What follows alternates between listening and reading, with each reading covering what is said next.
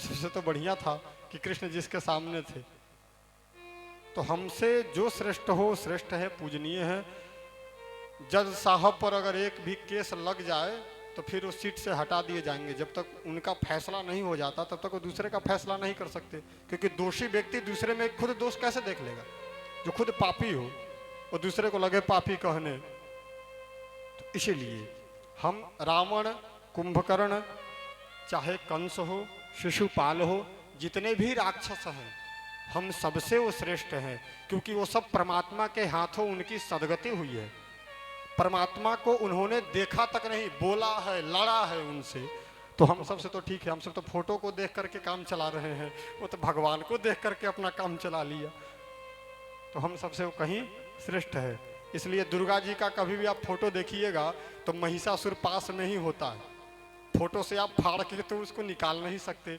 तो हम सब के लिए वो पूजनीय है। हम सब हाथ जोड़ते हैं तो दुर्गा जी के पास उसका भी जोड़ते हैं, क्योंकि अगर वो ऐसा नहीं किया रहता तो फिर हम सब जान नहीं पाते।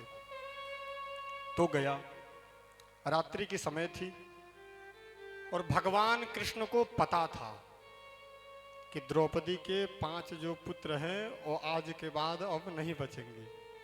लेकिन भगवान ने रोका नहीं और सहायता दे दिया। जिस कक्ष में द्रौपदी के 5 पुत्र सोए थे उसी कक्ष में द्रौपदी, अर्जुन सभी बैठे थे। और भगवान कृष्ण आए और बोले, क्या बैठे हो अंदर, चलो बाहर देखो आकाश में चांदनी कितनी चमक रही है, बाहर चलो। और सबको बाहर लेकर चले आए। क्यों? क्योंकि उनको पता था कि अश्वत्थामा आएगा और 5 का गला काट देगा।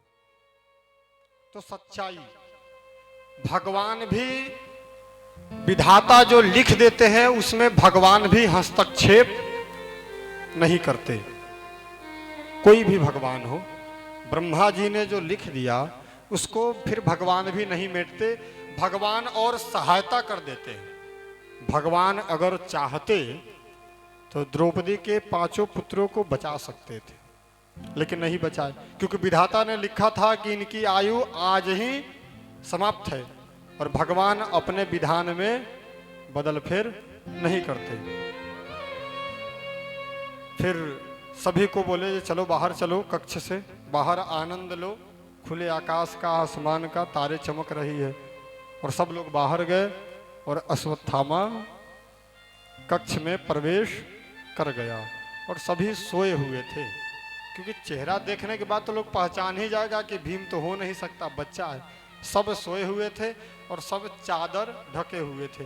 इसलिए ऊपर से ही उसने 5 का सर एक बार में काट दिया और 5 का सर ले जा करके और दुर्योधन के पास रख दिया। बोला, भाई ए ले, झंझट समाप्त। उसने बोला, इतना जल्दी आ गए? उसको बहुत खुशी हुई कि मेरे शत्रु आज मर गए। बोला, लाओ एक सर को दो। और एक सर को लेकर के और दुर्योधन ने नारियल की तरह उसको मसल दिया और 1 सेकेंड में सर चकनाचूर हो गया, क्योंकि बच्चे का सर था। दुर्योधन बोला, नहीं नहीं, यह भीम का सर तो हो नहीं सकता, यह अर्जुन का भी सर नहीं हो सकता, क्योंकि मैं युद्ध भूमि में कितने गदा और कितने बाण का प्रहार किया हूं, परंतु उसको, उसके शरीर से एक रक्त तक नहीं निकला है। उसका सर एक बार मसने पर हो जाएगा, चकनाचूर हो जाएगा, असंभव की बात है। आजकल तो लाइट की सिस्टम है, इन्वर्टर की सिस्टम है, उस समय आग जलाया जाए था। बोला, मसाल जला कर लाओ। मसाल जलाया गया, प्रकाश लाया गया, प्रकाश का प्रबंध हुआ। और जब देखा गया तो द्रौपदी के 5 पुत्र थे, पांडव नहीं थे। और दुर्योधन के जीवन में यह श्राप था कि उसकी मृत्यु कब होगी? जब खुशी और गम उसको एक साथ प्रकट हो जाएगा। जीवन का सबसे बड़ा खुशी जब प्रकट हो जाए और जीवन का सबसे बड़ा दुख जब प्रकट हो जाए एक साथ, तब उसकी मृत्यु हो जाएगी। तो उसके जीवन का सबसे बड़ा खुशी प्रकट हो गया कि आज 5 पांडव मारे गए, और एक क्षण में जीवन का सबसे बड़ा दुख प्रकट हो गया कि ये पांडव नहीं, पांडव के पुत्र हैं। उसी क्षण वो भगवत धाम को चला गया।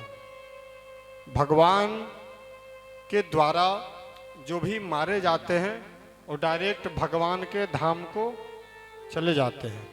मृत्यु होती है, भगवान के धाम को चले जाते हैं, फिर वो दोबारा पृथ्वी पर नहीं आते हैं। लेकिन बहुत लोग तो आए हैं। हिरण्याक्ष और हिरण्यकश्यप मरा तभी तो रावण और कुंभकर्ण बन करके आया। तो भगवान के हाथ तो वो भी मरा था, फिर क्यों आया? तो श्राप के कारण। जब श्राप लग जाए कि आपको 3 बार आना पड़ेगा तब तो आना पड़ेगा। नहीं तो जो भगवान को एक बार देख लिया, एक बार उनके हाथों उसका उद्धार हो गया, फिर वो दोबारा आने वाला नहीं है। उसी समय वो धाम को चला गया। द्रौपदी जब अंदर आई, पुत्रों का हालत देखी और विलाप करने लगी। उसी समय अर्जुन आए और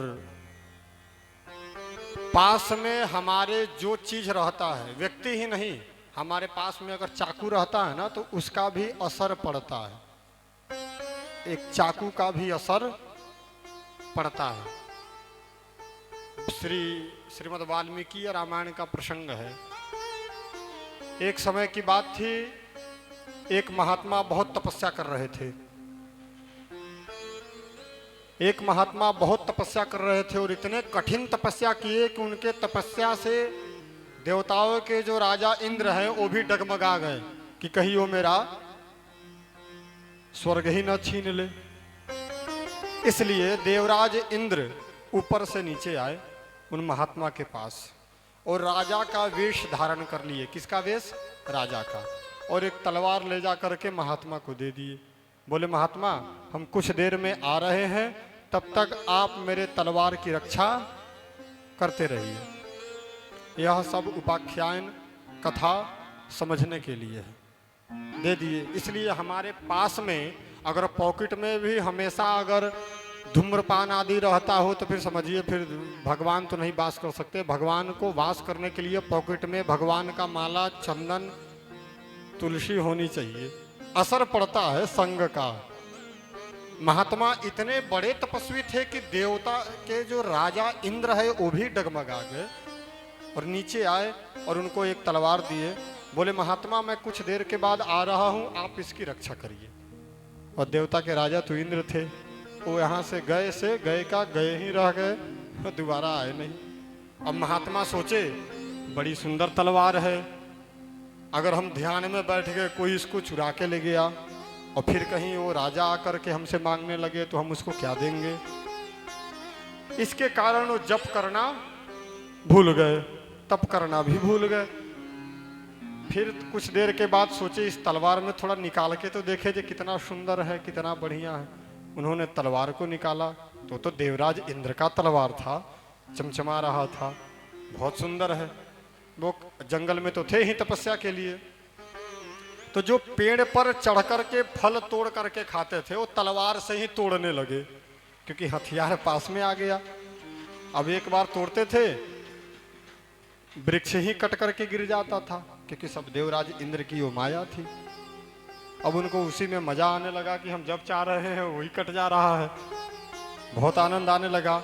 अब वो जप तप पूजा पाठ सब भूल गए और तलवार में ही लगे रह गए। और एक तलवार के संग के कारण जिसके तप के बल से देवराज इंद्र डर गया, वही महात्मा को मरने के बाद नरक में जाना पड़ा। संगत का प्रभाव है, संघ का प्रभाव है। तो आप सभी के पॉकेट में हमेशा क्या रहता है और आप सभी के पर्स में हमेशा क्या रहता है, इसका आप लोग अब अपना अनुमान लगाइए। हम तो कथा के माध्यम से, कहानी के माध्यम से बता दिए।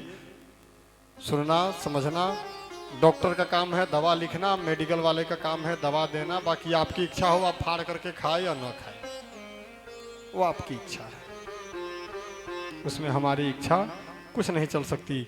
इसलिए अभी भी कथा के माध्यम से भी इससे संबंधित धर्म को हटा करके धर्म से विकृति पैदा करने के लिए जो भी अगर पॉकेट में सामग्री हो, मेरा सभी से करबद्ध निवेदन है कि त्याग दे। बाकी इच्छा आपकी, क्योंकि लत लुत बाई ये सब मरने पर ही जाता है। बड़ी परिश्रम से ये सब छूटता है।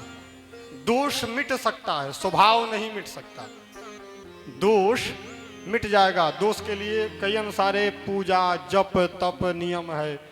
काल सर्प दोष, पितृदोष, इस सब के लिए आप पूजन करिएगा तो मिट जाएगा। स्वभाव के लिए पूजन करने की जरूरत नहीं है। स्वभाव के लिए तो लत को छोड़ना पड़ेगा।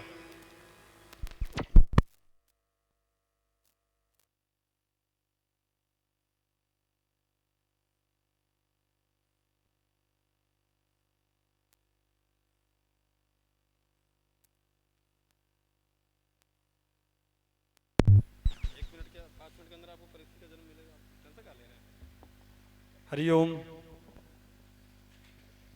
इसलिए संपर्क, पास में जो वस्तु है उसका शुद्ध बुद्ध जरूरी है, तभी कथा का असर पड़ेगा। नहीं तो जो हमेशा पॉकेट से चमड़ा से चिपका है, सबसे ज़्यादा असर तो उसका ही पड़ेगा।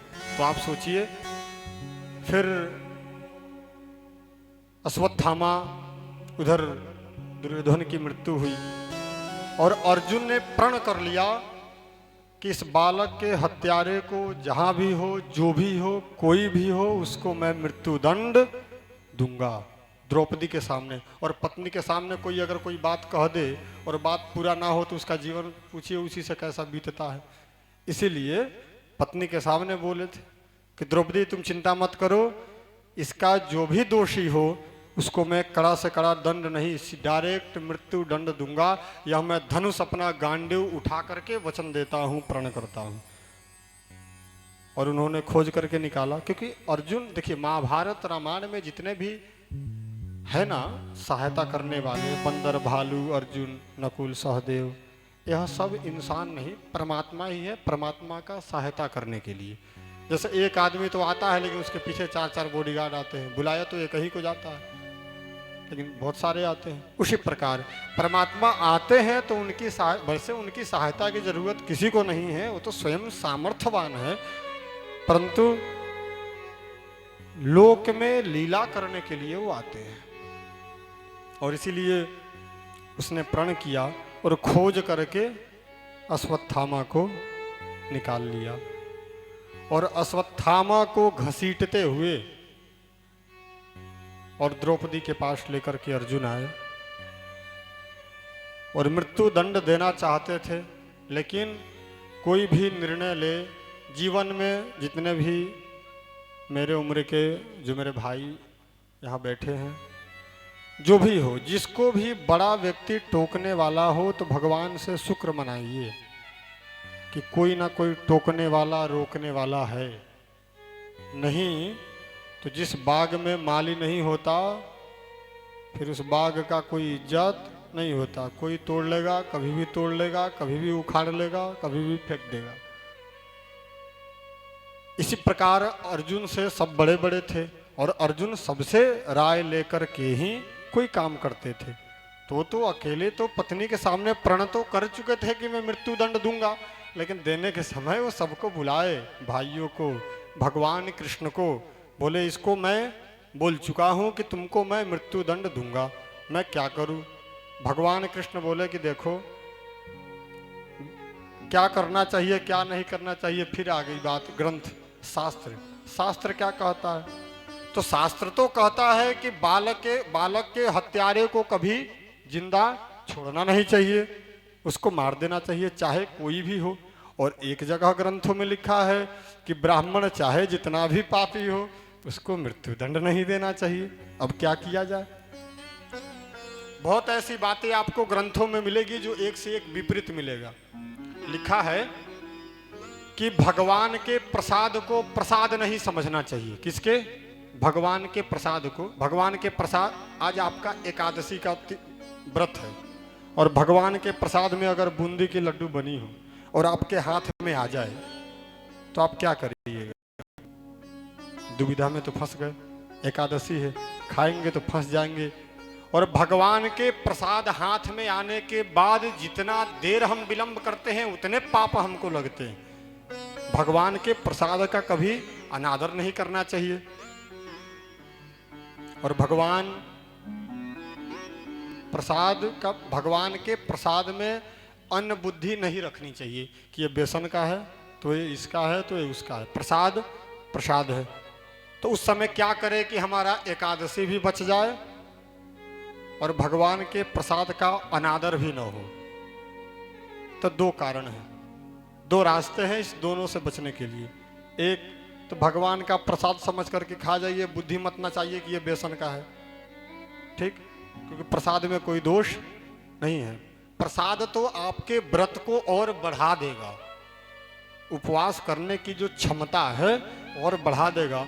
और नहीं तो दूसरा, अगर मन में आ ही गया है कि यह बेसन का है, खाने के बाद, क्योंकि बहुत अब दुर्गा जी का वैष्णो देवी में हलवा चना लगता है, एकादशी के दिन तो खा नहीं सकते। एकादशी के दिन भी चावल का भोग लगता है भगवान जगन्नाथ को। एकादशी के दिन चावल नहीं खाना चाहिए। तो एकादशी के दिन चावल नहीं खाना चाहिए, एकादशी के दिन भगवान का प्रसाद खा सकते हैं, चाहे प्रसाद में कुछ भी हो। इसलिए जब भगवान का प्रसाद सामने आए तो भेद बुद्धि मत रखिए कि यह अन्न है, एक ही बात समझिए कि यह भगवान का प्रसाद है। और प्रसाद का अर्थ ही यही है, प्रभु का साक्षात दर्शन ही प्रसाद है। प्रसाद, प्रभु का साक्षात दर्शन ही प्रसाद है। इसलिए भगवान के प्रसाद में कभी विलंब मत कीजिए। उसी प्रकार यहाँ पे दुविधा है कि बालक के हत्यारे को छोड़ना नहीं चाहिए और ब्राह्मण कितना भी पापी हो तो उसे मारना नहीं चाहिए। अब हम करें तो क्या करें? सभी लोगों ने भगवान कृष्ण के पास हाथ जोड़ा, प्रभु आप ही कोई रास्ता बताइए। क्यों? क्योंकि मंच पर बैठ करके, स्कूल में टेबल पर बैठ करके ज्ञान कोई दे सकता है, लेकिन भगवान कृष्ण के ऐसा कोई जगत का गुरु नहीं हुआ जो दोनों तरफ से बाण की बौछार हो रही थी और उस जगह पर भी बिना आसन का खड़े होकर के भगवान श्री कृष्ण गीता का ज्ञान दिए। ऐसा गुरु कहीं मिलेगा? नहीं मिलेगा। इसलिए भगवान कृष्ण को कृष्णम वंदे जगत गुरुम कहा गया है। वो जगत के गुरु हैं, कौन बाण कहां से आकर के कहां लग जाए। इसलिए भगवान बोले कि देखो इसको तो मार नहीं सकते और तुम प्रण किए हो और तुम्हारे भी वचन का रक्षा करना है, इसलिए बीच का रास्ता यही है कि इसको अपमानित किया जाए। ब्राह्मण का अपमान ही सबसे बड़ा मृत्यु दंड है। अब ये मत सोचिए कि और लोगों को मृत्यु दंड दे दिया जाता है, क्षत्रिय को, वैश्य को, शूद्र को, तो यह उनसे कुछ अलग कर दिया गया, ऐसा नहीं है। एक बार मर जाना बढ़िया है, परंतु बार बार अपमान को याद करके मरना बहुत कठिन है। इसलिए उस ब्राह्मण को सबसे ज्यादा पाप, दुख, अपमान, मृत्यु दंड से भी अधिक सबसे बड़ा दंड मिला। क्या? अपमान कर दिया गया। उसके पास मणि थी, उस मणि को निकाल लिया गया, छीन लिया गया, अलग अलग भाषाओं में मतलब उससे ले लिया गया। यही सबसे बड़ा अपमान है ब्राह्मण का। अब ब्राह्मण को मृत्यु दंड क्यों नहीं दिया गया? मनुस्मृति एक ग्रंथ है। कौन कौन नाम सुने हैं मनुस्मृति का? सुने हैं आप लोग? जय हो। मनुस्मृति देखा जाए तो हम सबका संविधान है एक प्रकार से, अनादिकाल से। अभी भारत का बात नहीं कर रहे हैं, भारत में तो अलग संविधान है। वैसे जब पूर्व के जब राजा जब शासन करते थे तो मनुस्मृति से शासन करते थे। तो मनुस्मृति में भेदभाव कुछ नहीं था, अना है, समझने की फेर है। वहां पे है कि अगर छत पर चढ़ने पर एक कदम, ध्यान से सुनिएगा, एक कदम छत पर चढ़ने पर 4 आदमी चढ़ रहे हैं, ब्राह्मण, क्षत्रिय, वैश्य और शूद्र, चारों चढ़ रहे हैं, तो दंड, और छत पर नहीं चढ़ना है और चारों चढ़ जा रहे हैं, तो दंड सबको बराबर मिलनी चाहिए। चारों चढ़े हैं, मिलना चाहिए, बराबर मिलना चाहिए, नहीं मिलना चाहिए। यही तो समझने की बात है। बराबर कभी नहीं मिलना चाहिए। सबसे कम दंड शूद्र को मिलना चाहिए, सबसे कम। उससे थोड़ी सी ज्यादा दंड वैश्य को मिलना चाहिए। उससे थोड़ी सी ज्यादा दंड क्षत्रिय को मिलना चाहिए और सबसे ज्यादा दंड ब्राह्मण को मिलना चाहिए। यह हमारा संविधान मनुस्मृति जो प्राचीन काल का है उसमें लिखा है। यहाँ पे अनपढ़ अगर हेलमेट न लगाए उसका भी 1000 फाइन, और किसी की अगर 50,000 की सैलरी हो उसकी भी 1000 फाइन। अब गरीब 1000 कहाँ से लाए हो? वो तो 3 दिन में 300 कर करके कमा रहा है, तो कहाँ से लाएगा? यह आपको कहीं से उचित लग रहा है? जो जिस प्रकार का है दंड उसको उस प्रकार का होना चाहिए। इसलिए ब्राह्मण को सबसे ज्यादा दंड हमारे मनुस्मृति में इसलिए लिखा गया है कि ब्राह्मण के पास ज्ञान है, ज्ञान होते हुए भी उसने गलती क्यों किया, इसलिए वो सबसे बड़ा दंड का अधिकारी है। समझ रहे हैं बात को? ये नहीं कि सबको बस 100 रुपया दे के चले जाओ। क्या पता कोई उसमें गरीब हो, कोई अमीर हो, तो अमीर तो सब समझेगा कि कोई टेंशन नहीं है, 100 ही रुपया तो गया, लेकिन गरीब तो औकात के हिसाब से, ज्ञान के हिसाब से दंड देनी चाहिए, लेकिन ये हमारे में हो नहीं रहा है। फिर अश्वत्थामा को अपमानित किया गया, मृत्यु दंड नहीं दिया गया, क्योंकि मृत्यु दंड से बड़ा दंड है अपमान कर देना, क्योंकि वो जिंदा रहेगा और जिंदा रहते हुए वो दर दर भटकेगा और वो सबसे बच करके चलेगा, और उसको जब जब याद आएगी तब तब वह मरेगा। अब कोई भी व्यक्ति अपमानित हो जाए तो उसको क्रोध बहुत तेज आता है, और उसने ब्रह्मास्त्र को उठाया और चलाया। ब्रह्मास्त्र को जैसे ही चलाया, भगवान कृष्ण बोले अर्जुन तुम भी चलाओ। क्यों? क्योंकि सामने वाला जितना पावरफुल होता है खुद उतना पावरफुल बन करके उसके पास जाना पड़ता है। 100 रुपया से 100 रुपया को हम सब तौल सकते हैं, 100 से 10 को तो तौल नहीं सकते। उसने भी ब्रह्मास्त्र चलाया। इसलिए अधूरा ज्ञान सदा दुखदाई। चलाने का ज्ञान तो था परंतु लौटाने का ज्ञान अश्वत्थामा के पास नहीं था और अर्जुन के पास था। पतंग देखते हैं ना, लोग उड़ाता है, बहुत लोग एक दूसरे को फंसा करके उसका भी अपने पास खींच करके अपना बना लेता। यह दिमाग की बात है। ऐसे ही फिर अपमानित कुछ दिन के बाद भगवान श्री कृष्ण बोले कि हम द्वारिका जाएंगे, जाने का प्लान हो, अब तो सब लोग जीत चुके हैं। फिर माँ कुंती वहां आती है। कुंती बहुत नाना प्रकार के संवादों के साथ में उनको बताती है कि नहीं मैं जानती हूँ तुम कौन हो। बोले मैं कौन हूँ? मैं तुम्हारा भतीजा हूँ, तुम मेरी बुआ हो। भगवान कुंती माँ बोली जी नहीं, तुम ईश्वर हो। मैं जब जब भी तुमको पहचानी और मैं तुमको ईश्वर मानते हूँ, उसी समय तुम मुझे बुआ कह करके और अपनी माया फैला करके टूक देते हो। सब जग को रही नचाए हरि माया जादूगरनी। तुम 1 मिनट में माया फैलाते हो और इधर का उधर कर देते हो, लेकिन आज मुझे पता चल गया। भगवान बोले पता चल गया तो क्या चाहिए तुमको? बोले बस क्या चाहिए, एक ही चीज अगर देना चाहते हो तो दे दो। और क्या दे दे? तो दुख दे दो। भगवान बोले नहीं, दुख तो मेरे पास नहीं है, क्योंकि भगवान क्या है? सुख धाम है। जो आनंद सिंधु सुख राशि, सुख के राशि हैं, सुखों के धाम हैं। वैसे परमात्मा बोले कि ये तो मैं दे नहीं सकता, इसलिए मैं अपने आप को ही तुमको सौंप रहा हूं। और भगवान फिर नहीं गए पांडवों के पास ही, कुंती मैया के पास ही रह गए, द्वारिका नहीं गए। सबको अपना अपना घर प्रिय है, क्योंकि ग्रंथों में लिखा है जननी जन्म भूमिश्च स्वर्गादपि गरीयसी। हमारी जननी यानी जन्म देने वाली माता और जन्मभूमि स्वर्ग से भी बढ़कर है। कौन बोला ये लाइन? कौन बोला है? वाल्मीकि रामायण में लिखा है, भगवान राम बोले हैं। राम जी जब लंका से अपने अयोध्या में आते हैं तो भरत भैया कहते हैं प्रभु वहां तो बड़ी, अब तो राजा बन चुके थे, वहां तो सोना की लंका है, यहाँ तो कहीं कहीं सोना लगा है गेट में, वहां तो पूरी सोने की लंका है। फिर भी आप उसको छोड़ करके यहाँ आ गए।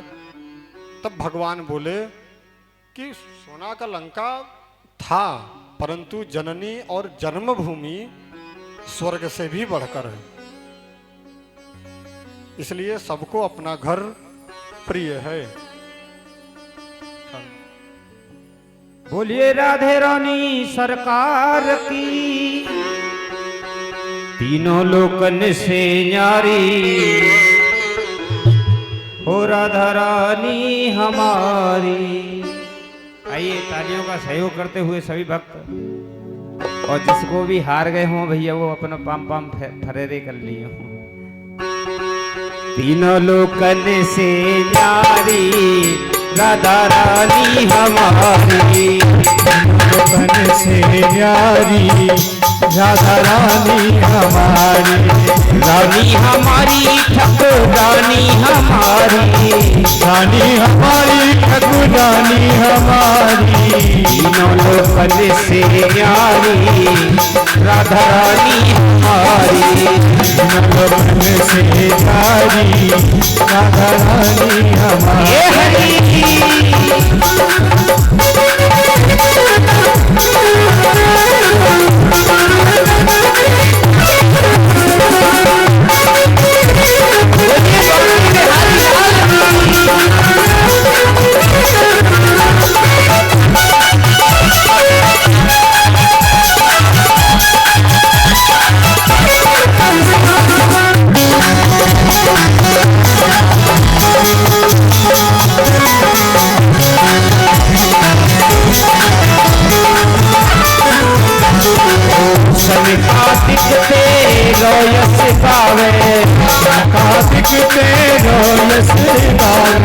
ब्रह्मा विष्णु आरती उतारे, महाविष्णु आरती उतारे, आरती उतारे, आरती उतारे, आरती उतारे लाला आरती उतारे।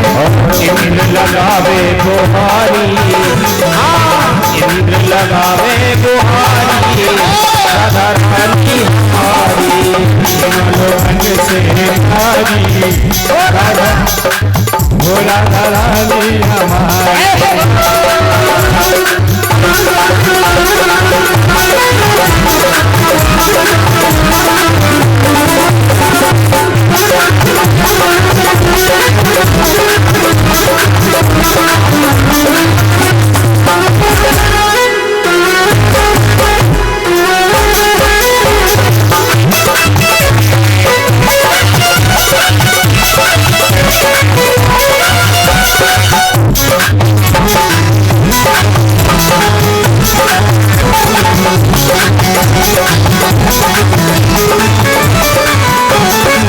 सर्वेश्वरी जगत कल्याणी, सर्वेश्वरी जगत कल्याणी, ब्रज की मालिक है राधा रानी, ब्रज की मालिक है राधा रानी, है राधा रानी, है राधा रानी, है राधा रानी, है राधा रानी। ओम सर्वेश्वरी जगत कल्याणी, सर्वेश्वरी जगत कल्याणी, और ब्रज की मालिक है राधा रानी, ब्रज की मालिक है राधा रानी। यहाँ कोई न रहता भिखारी, यहाँ कोई न रहता भिखारी राधा रानी हमारी, तीनों लोकन से न्यारी राधा रानी हमारी, तीनों लोकन से न्यारी राधा रानी हमारी।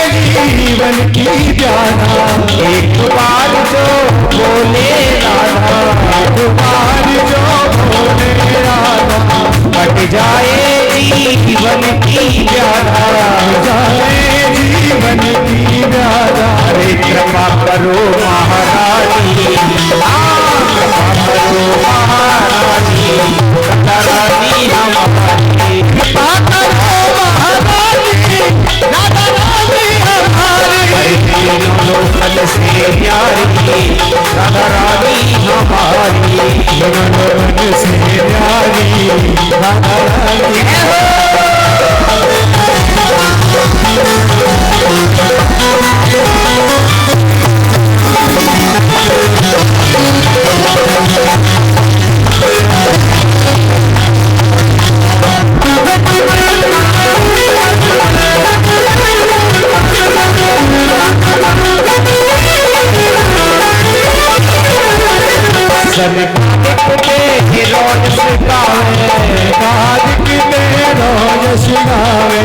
ब्रह्मा विष्णु आरती उतारे, विष्णु आरती उतारे, आरती उतारे लता, आरती उतारे, आरती उतारे लता, आरती उतारे। हर किशन कार्तिक दे रोयस गावे, कार्तिक दे रोयस गावे।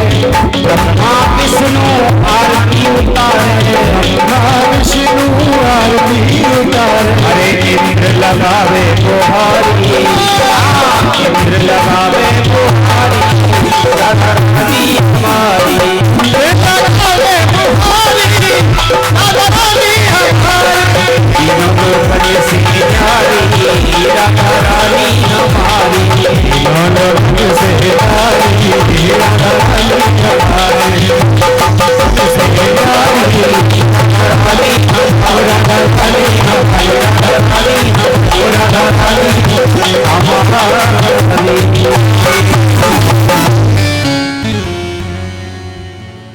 बोलिए राधा रानी सरकार की जय हो। फिर आगे अश्वत्थामा अपमानित हुआ और उसने ब्रह्मास्त्र फिर से अभिमन्यु की पत्नी उत्तरा के गर्भ पर प्रहार किया, गर्भ को नष्ट करना चाहा। और ब्रह्मास्त्र जो है वो सबसे पावरफुल अस्त्र है। ब्रह्मा का ब्रह्मास्त्र, विष्णु का सुदर्शन और भगवान शिव का त्रिशूल, यह अमोघ अस्त्र है। इसे क्या कहते हैं? अमोघ। इसका कोई काट नहीं है। इसलिए बड़े बड़े जो भी राक्षस हो अथवा देवता हो, जब भी भगवान का ध्यान पूजा करते हैं तो भगवान से यही तीन सबसे ज़्यादा मानते हैं। ब्रह्मास्त्र मिल जाए, सुदर्शन मिल जाए अथवा शिव जी का त्रिशूल मिल जाए, और भगवान यही तीनों देते हैं। और ये तीनों अमोघ है। और अश्वत्थामा शिवावतार हैं, शिव जी के अवतार हैं। उनके पास ब्रह्मास्त्र था। क्यों? क्योंकि तप का बल था। तप बल विप्र सदा बरियारा, तिनकर कोप न को रख वारा। रामचरितमानस में लिखा है कि विप्र ब्राह्मण अगर बलवान है तो तपस्या के बल से, क्षत्रिय अगर बलवान है तो बस बाहुबल से, वैश्य अगर बलवान है तो धन के बल से, और शूद्र अगर बलवान है तो सेवा के बल से। सबका अलग अलग बल है। ध्यान से, ग्रंथों का सच्चाई है आप लोगों के सामने। फिर उसने ब्रह्मास्त्र चलाया और उत्तरा के गर्भ में वेदना हुई। और उत्तरा किसी को न देखते हुए, किसी को न पूछते हुए, किसी के शरण में न जाते हुए, पूरा ब्रह्मांड जिसके शरण में जाता है उसके शरण में वो दौड़ करके आई। किसके शरण में आई? भगवान कृष्ण के शरण में आई। जब भगवान कृष्ण रथ पर बैठने जा रहे थे उसी समय दौड़ते हुए आई। और श्लोक है वहां पे कि पाही पाही महायोगिन देव देव जगतपते।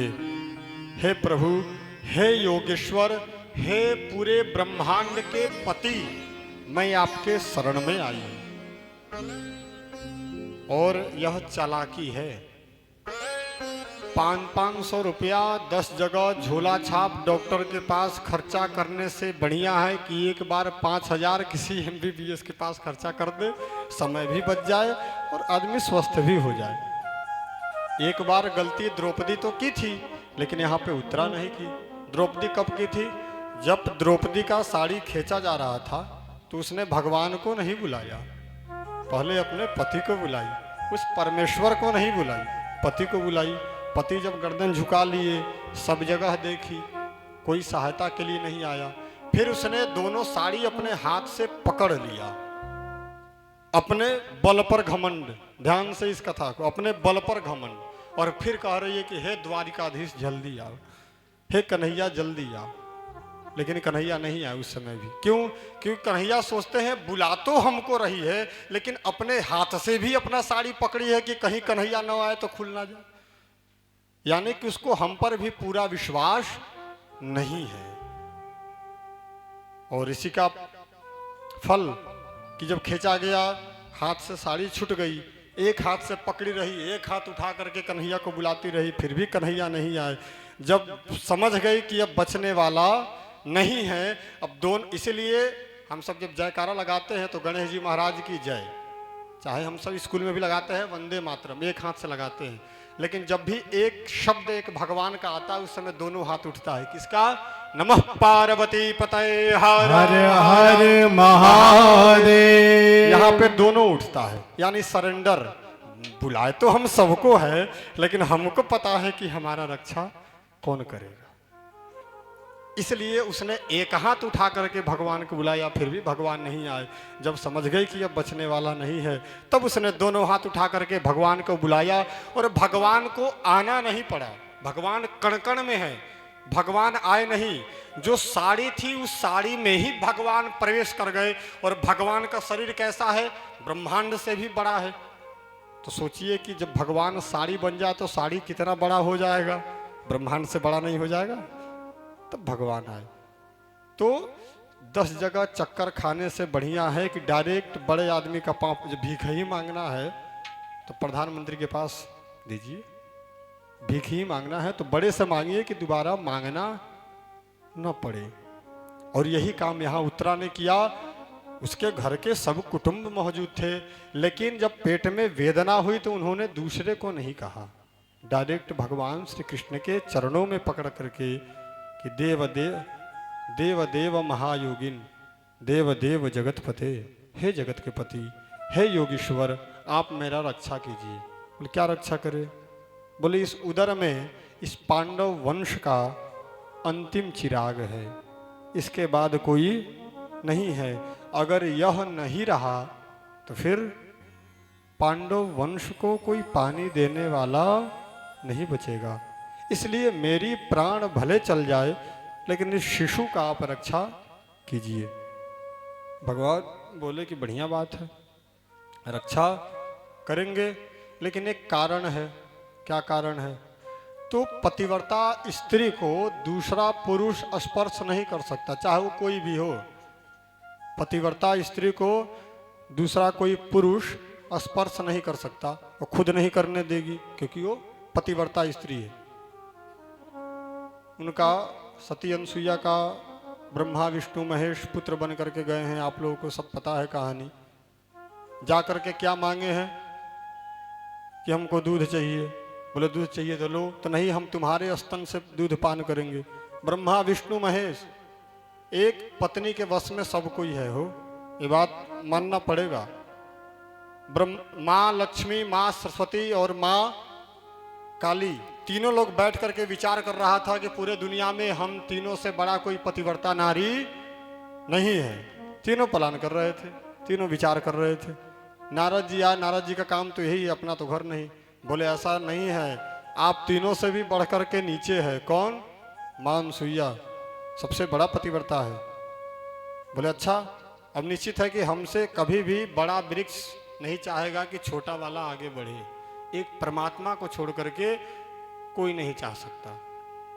अब तीनों देवियों को अंदर से जलन होने लगा कि हम तीनों से बड़ा कौन पतिव्रता हो गया। वह तीनों ने अपने तीनों पति को कि जल्दी जाओ और उसका परीक्षा लो। अब पत्नी के वश में आकर के ये लोग तो बहुत समझाए, लेकिन मरता क्या नहीं करता, मजबूरी थी। तीनों आए साधु का वेश धारण करके, और तीनों ने कहा कि मुझे दुग्धपान करना है। वो बोली ठीक है, बोली मुझे तुम्हारे स्तन से दूध पीना है। वो बोली ये तो फिर मेरे स्तन से तो मैं पति से पूछ करके आ रही हूँ। पति के पास गई, बोली कि प्रभु 3 महात्मा आए हैं और उनका ऐसा ऐसा वचन है, मैं क्या करूँ। पति बोले देखो स्तन पुत्र और पति का होता है, तो पति तो एक ही होता है, पुत्र बहुत सारे होते हैं, इसलिए जाओ। बस हो गई और हाथ में जल ली और बोली अगर मेरे सतीत्व में बल है तो यह तीनों 6-6 महीना के बालक बन जाए। और जल छोड़ा, तीनों बन गए और तीनों को दुग्ध पान करा दिया। पतिव्रता में इतना पावर है। और तीनों वहीं दूध पीने लगे और आंगन में खेलने लगे। कुछ दिन से भगवान शिव कैलाश नहीं पहुंचे, विष्णु जी बैकुंठ नहीं पहुंचे और ब्रह्मा जी ब्रह्मलोक नहीं पहुंचे। तीनों को चिंता होने लगी, गए परीक्षा लेने, अभी तक नहीं आए। फिर नारद जी पहुंच गए क्योंकि आग तो वही लगाए थे। बोले कैसे आएंगे, तीनों बालक बन करके पड़े हुए हैं।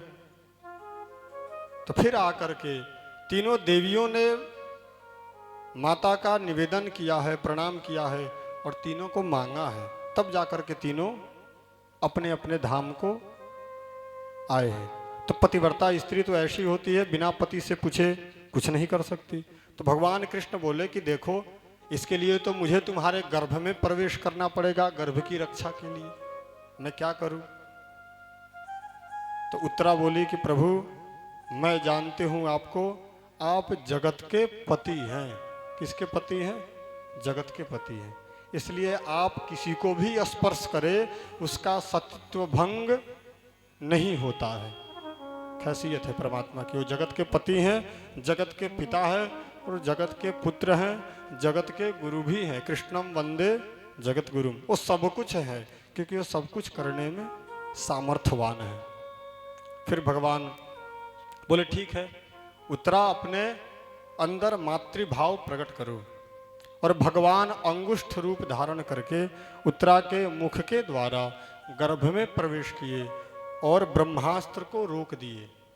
ब्रह्मास्त्र हाथ जोड़ा, बोला प्रभु ऐसे ही हम रुकते रह जाए तो फिर मेरा नाम ही मिट जाएगा, क्योंकि मैं तो ब्रह्मास्त्र हूँ, मैं जहाँ चलता हूँ वहाँ असर करता हूँ, और आप रोक दिए तो मेरी महिमा मिट जाएगी। ब्रह्मास्त्र ते ही साधा कपिमन किन्ह विचार, जो न ब्रह्म सरमान हो तो महिमा मिटई अपार। हनुमान जी ने भी ब्रह्मास्त्र को नहीं तोड़ा था अशोक वाटिका में। क्यों? क्योंकि उसका महिमा है। भगवान बोले कि हम भी तुम्हारे महिमा को नहीं तोड़ेंगे, थोड़ा देर के लिए ब्रेक लगाएंगे। और भगवान ने उसको बोला कि देखो बच्चा जब गर्भ से बाहर आ जाए तब तुम इस पर असर करना, अभी मत करो। और फिर जैसे ही भगवान एक रूप से बाहर खड़े थे, एक रूप से उत्तरा के गर्भ में थे। फिर भगवान गर्भ से बाहर आकर के और उत्तरा से बोले कि देवी आराम है? बोली जी हाँ प्रभु अब बढ़िया है। बोले जाओ, अब कोई दिक्कत नहीं होगा। अब इस ब्रह्मांड की कोई भी शक्ति तुम्हारे गर्भ में पलने वाली शिशु को कुछ नहीं कर सकती, क्योंकि जिस पर हाथ जगन्नाथ का हो फिर जगत वाले उसका कुछ नहीं कर सकते। लेकिन जगन्नाथ का एक पुलिस से हम सबको परिचय हो जाए, बड़ी मेहनत करना पड़ता है, चाय पिलाना पड़ता है, क्या क्या करना पड़ता है। तो जगत के नाथ से परिचय होने के लिए कितना मेहनत करना पड़ेगा, आप लोग सोच लीजिए, कितना घिसना पड़ेगा, तब जाकर के वो हमारा काम करेंगे। इसलिए उत्तरा के गर्भ का रक्षा किए। उधर भगवान मायापति सब कुछ जानते थे, थोड़े देर ब्रेक लगाए, देखे भीष्म पितामह, जिनका नाम ही भीष्म हो, करोड़ों बाणों की सैया पर लेटे पड़े हो। एक एक क्षण पूरे शरीर का एक एक बूंद कतरा गिर चुका हो, निकल चुका हो। ऐसे पुरुष इच्छा मृत्यु की वरदान भी कभी कभी बहुत घाटा में डाल देता है। वरदान हो कि तुमको राम जी के द्वारा उद्धार होगा, और उससे पहले राम जी के द्वारा उद्धार होगा, अच्छा तो है ही, भगवान के द्वारा हो, लेकिन बीच में बहुत कष्ट झेलना पड़ता है जब तक राम जी आ नहीं जाते। तो इच्छा मृत्यु के वरदान तो थी, सब लोग गए वहां। अब यहाँ पे एक चीज सीखने को मिलेगा, अन्न का दोष। किसका दोष? अन्न का, जो हम सब खाते हैं घर में। भगवान गए पूरे पांडव मिलने के लिए, क्योंकि युद्ध में सामने वाला भी अपना ही था, जो भी थे सब घर के ही थे। इसलिए अर्जुन ने गीता के प्रथम अध्याय में अपना धनुष गांडू नीचे रख दिया कि अर्जुन मैं किसी को नहीं मार सकता, क्योंकि सब मेरे अपने हैं। भगवान बोले कि पिता होते तो पिता युद्ध भूमि में आता है? नहीं आता, और आता है तो तुम्हारे साथ खड़ा होता ना। तो जो तुम्हारे से सामने खड़ा हो, चाहे वो कोई भी हो, उस समय संबंध नहीं, उस समय वो तुम्हारा शत्रु है, और मारने और मरने वाला दूसरा कोई नहीं, मैं ही हूं। तभी उनका मोह भंग हुआ और फिर से उन्होंने उठाया धनुष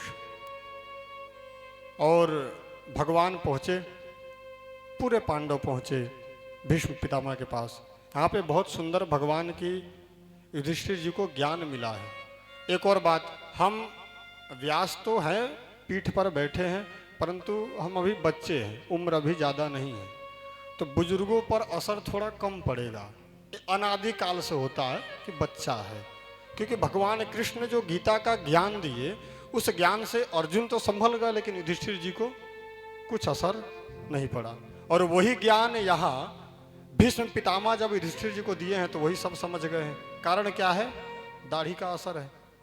क्योंकि अर्जुन तो कहता था कि शिष्यस्तेहम साधि माम त्वाम प्रपन्नाम, हे कृष्ण मैं आपका शिष्य हूं। और जब तक आदमी शिष्य नहीं बनेगा तब तक कुछ बात सीख कैसे सकता है?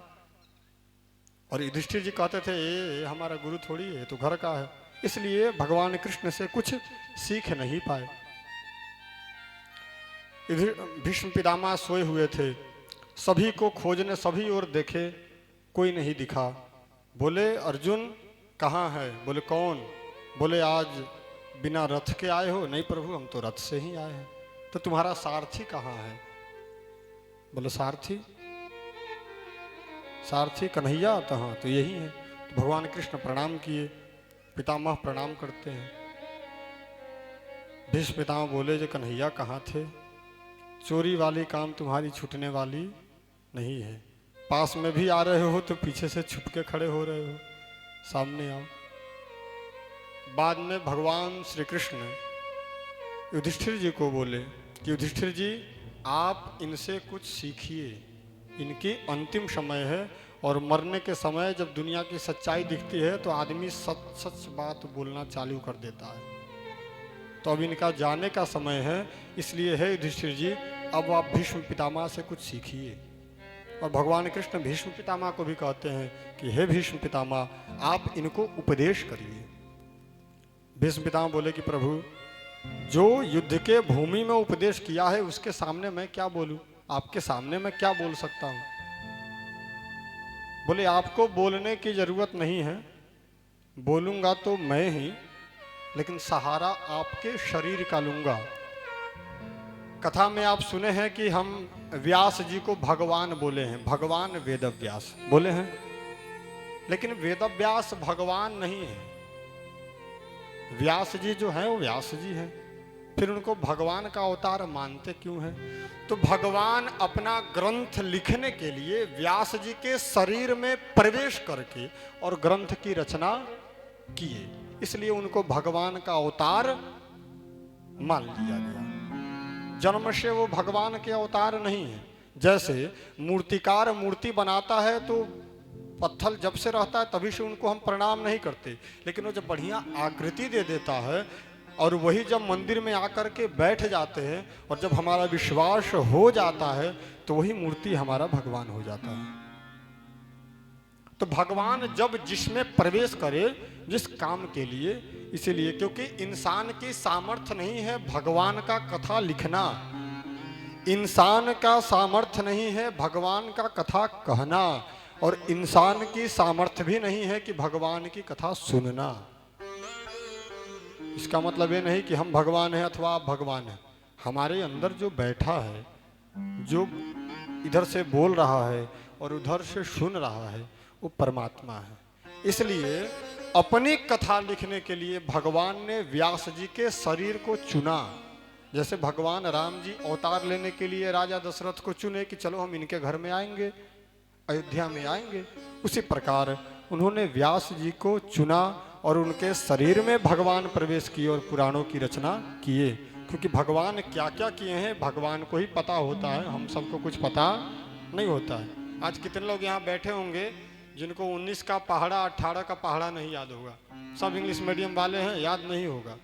तो जब पहाड़ा जिसको याद नहीं हो रहा है, जिस मानव को, परमात्मा की कथा कैसे याद कर सकता है और परमात्मा की कथा लिख कैसे सकता है?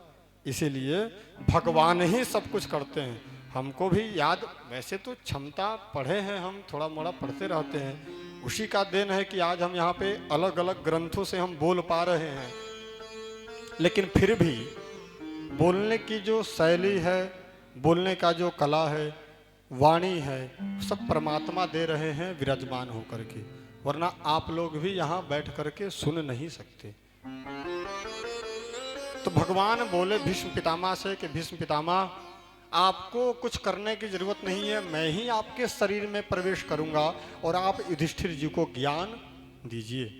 और युधिष्ठिर जी ने वहां युधिष्ठिर जी को भीष्म पितामह ज्ञान दिए हैं। और ज्ञान देने के बाद भीष्म पितामह बोले हैं कि प्रभु अब मेरे जाने का समय हो चुका है, क्योंकि सूर्य उत्तरायण हो चुके हैं।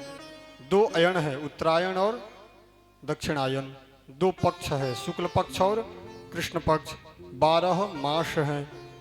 नया साल कब आता है हम सबका? कब आता है नया साल?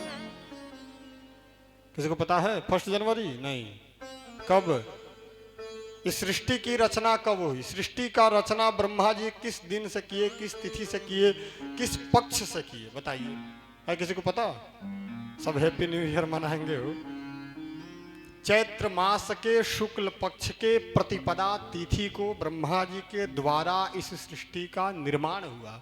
इसलिए हमारा नया साल चैत्र मास के शुक्ल पक्ष के प्रतिपदा तिथि से होती है। उसी दिन से शारदीय चैत्र नवरात्र प्रारंभ होता है, उसी दिन से। और सर्वप्रथम देवी की उपासना होती है, क्योंकि जब तक शक्ति अंदर नहीं रहेगा तब तक काम शरीर भी नहीं करेगा।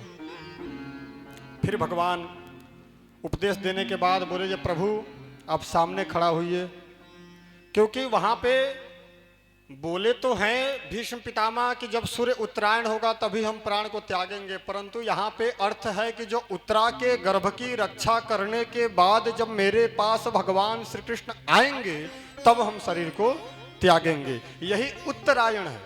वैसे तिथि और पक्ष के अनुसार तो उत्तरायण है ही, परंतु इसका अर्थ ये भी होता है कि उत्तरा के गर्भ को, उत्तरा के अयन को रक्षा करने के बाद जो कृष्ण हमारे पास आएंगे और हम उनको देख करके फिर से प्राण को त्यागेंगे, यह है उत्तरायण। और भगवान को सामने खड़ा कराए और खड़ा कराने के बाद बोले, ये प्रभु मुस्कुराते रहिए, क्योंकि जैसी गति जैसी मति वैसी गति, अंतकाले च मामेव स्मरण मुक्त्वा कलेवरम। भगवान श्री कृष्ण गीता में अर्जुन को कहते हैं कि हे अर्जुन, अंतिम समय में जो मेरा स्मरण करके शरीर को, अपने कलेवर को त्यागता है, उसको बिना टिकट, बिना वीजा पासपोर्ट को मेरे धाम में जगह मिलता है। और भगवान का धाम कैसा है? जहाँ ना सूर्य है, प्रकाश के 3 रास्ते हैं, सूर्य, चंद्रमा और अग्नि, और जहाँ यह तीनों न हो फिर भी भगवान का धाम स्वयं में प्रकाशमान रहता है। गीता का अध्याय 15 पुरुषोत्तम योग, भगवान श्री कृष्ण कहते हैं कि न तद भाषयते सूर्यो न शशांको न पावकः यद गत्वा न निवर्तन्ते तद्धाम परमं मम। मेरे धाम में न सूर्य से रोशनी होती है, न पावक अग्नि से रोशनी होती है, न शशि चंद्रमा से रोशनी होती है। मेरे धाम में यह तीनों नहीं है, फिर भी मेरा धाम हमेशा उजाला में रहता है। ऐसे धाम में जो एक बार भी आ जाता है उसको दोबारा फिर धरातल पर आने की जरूरत नहीं पड़ती है। अब आप सोचिए, ऐसे धाम में जाने के लिए थोड़ी सी एसी और बिजली लगा लेने से कितना मंथली आता है, उस धाम में जाने के लिए कितना मेहनत करना पड़ेगा। मेहनत करिएगा ना, यहाँ तो मेहनत से पैसा देना पड़ता है, वहाँ मेहनत देना पड़ेगा, पैसा नहीं, वहाँ पैसा नहीं चलेगा, क्योंकि भारत की पैसा भारत में ही चलती। इसलिए बोले कि प्रभु आप मुस्कुराते रहिए, और परम सौभाग्य है उस भीष्म पितामह का जो लोग भगवान का स्मरण करके शरीर को त्यागता है तो भगवान के धाम में जाता है। जिसने भगवान को सामने देख करके शरीर को त्यागा है, आप अनुमान लगाइए कि वो भगवान के धाम में भी किस कक्ष में जाएगा, क्योंकि धाम में भी कई सारे रूम होते हैं ना, एक घर में भी कई सारे रूम होते हैं, भगवान के धाम में भी कई सारे हैं जगह, द्वार, अंदर। और एक लाइन है, देहांत काल तुम सामने हो, बंसी बजाते मन को लुभाते, यही गीत गाकर मैं तुमको मनाऊं, यही गीत गाकर मैं तुमको मनाऊं। हे नाथ नारायण वासुदेवा, कृष्ण गोविंद हरे मुरारी, हे नाथ नारायण वासुदेवा, कृष्ण गोविंद हरे मुरारी, हे नाथ नारायण वासुदेवा। और भगवान को देखते, और ग्रंथों में तो लिखा है कि भगवान को देख करके, भगवान से निवेदन करके भीष्म पितामह ने अपने मति बुद्धि को भगवान के चरणों में सौंप दिया है। परंतु बुद्धि को ही नहीं, सब कुछ को भगवान के चरणों में सौंप दिया, और हम सबको भी सब कुछ भगवान के चरणों में सौंप दिया है। अगर हम जय जगदीश हरे आरती गा रहे हैं और तन मन धन जीवन सब कुछ है तेरा अगर गा रहे हैं, तो फिर पैसा चढ़ाते समय सिक्का नहीं खोजना चाहिए, नहीं तो भगवान से गद्दारी है। या तो वो लाइन ही ना जाए, लाइन ही वहाँ से आरती से हटा दे, ना गाए, नहीं तो गा रहे हैं क्योंकि मुंह में राम बगल में छुरी, तो कहे कबीर ये आदत बुरी। अगर मुंह में राम हो बगल में छुरी हो तो गलत काम है ना। तो मुंह में तो कह रहे हैं कि जो प्रभु तन मन धन जीवन सब कुछ है तेरा, तेरा तुझको अर्पण क्या लागे मेरा, और जब उसी परमात्मा को देने का समय आया तो कहे जे बउआ सिक्का लाओ, तो यह भगवान से गद्दारी। हम छल किसको रहे हैं, जिसका नाम ही छलिया है, सोचिए। इसलिए भगवान को देखते ही भीष्म पितामह ने अपने शरीर को त्यागा, और भगवान के हृदय में भीष्म पितामह जाकर के विलीन हो गए, लीन हो गए, ब्रह्मलीन हो गए। अब एक विचारणीय बात है, 25 दिसंबर को क्या मनाया जाता है? Christmas day. प्रसंग के माध्यम से मैं बोल रहा हूं समझने के लिए, जितने बच्चे हैं, 25 दिसंबर को क्रिसमस डे मनाया जाता है। एक धर्म है यीशु, धर्म की बुराई नहीं है, मैं आपको क्वालिटी बता रहा हूं, किसी के धर्म की बुराई नहीं है, धर्म तो एक ही है सनातन, बाकी सब मजहब है, उसके शाखा है, टहनी है, ठीक। यीशु, हम जब भी चर्च में जाकर के देखते हैं तो एक लटके हुए रहते हैं और कील उन पर 3 लगी हुई होती है, जिससे वो लटके हुए रहते हैं, और उनकी पूजा होती है। क्यों? क्योंकि इन्होंने धर्म के लिए 3 कील इनको ठोका गया और एक रात्रि में ही इनका प्राण निकल गया, इसलिए हम इनका पूजा करते हैं। लेकिन यह गलत है। जिस धर्म में कई महीनों से भीष्म पितामह के शरीर में सैकड़ों बाण लगे हुए थे, और जब हम उनकी पूजा नहीं किए और उनका हम कहीं मंदिर नहीं बनाए, फिर हमको सब समझ रहे हैं ना क्या कहना चाह रहे हैं? समझदार के लिए इशारा काफ़ी है। इसलिए सही को समझना है, तोलना है, पावर किसमें है, और परमात्मा सबसे बड़ा पावर हाउस है जो सबको शक्ति प्रदान करता है। जो 3-4 कील में एक रात में मर जाए, जिसको हम कईयन महीना में न मरा, अपने इच्छा मृत्यु के अनुसार उन्होंने अपने शरीर को त्यागा, और जब हम उनकी पूजा नहीं करते हैं तो फिर उसकी पूजा करने से कोई फायदा होने वाली नहीं है। वो तो 3 कील में पहले जा चुके हैं, वो क्या एक दूसरे का कल्याण करेंगे, ठीक, पहला। और जो बड़े बड़े लोग भाषण देते हैं, हम तो ज़्यादा नहीं बोलेंगे, लेकिन एक बार इतना ध्यान रखना है कि प्लास्टिक के पेड़ के पास में दिया और कैंडल अगरबत्ती माचिस जलाने से बेटर है तुलसी और बेलपत्र पीपल के पास जा करके दिया जलाइए। वही लोग हैं जो तुलसी के पास दिया जलाने को अंधविश्वास कहते हैं। अलग अलग लोग ही हैं जो तुलसी और पीपल के पास दिया जलाने वाले को अंधविश्वास कहते हैं, और वही 25 तारीख को आपको दिख जाएंगे प्लास्टिक के पेड़ के पास में दिया और कैंडल जलाते हुए। और मूर्ख कौन है? तो बच्चे को संभालिए, क्योंकि हमारे ग्रंथों में बच्चे को राम और बच्ची को देवी माना गया है। हर बाला देवी की प्रतिमा, बच्चा बच्चा राम है। चंदन है इस देश की माटी, तपोभूमि हर ग्राम है। बच्चे को बैठा करके जब आप समझाइएगा ना, मन तो चंचल होता ही है बच्चे का, बंदर का और बुजुर्ग का, तीन का मन चंचल होता है। तो जब तक आप बच्चों को अपने धर्म के बारे में नहीं बताइएगा तब तक आप उसको धर्म सिखाइए, वरना दूसरा कोई उसको अधर्म सिखाने के लिए तैयार है। समझे? आप अगर उसको नहीं बोले कि तुलसी के पास में दिया जलाओ, तो उसको स्कूल में 25 तारीख को बोल दिया जाएगा कि प्लास्टिक के पेड़ के पास में दिया जलाओ, तो आप फंस जाइएगा।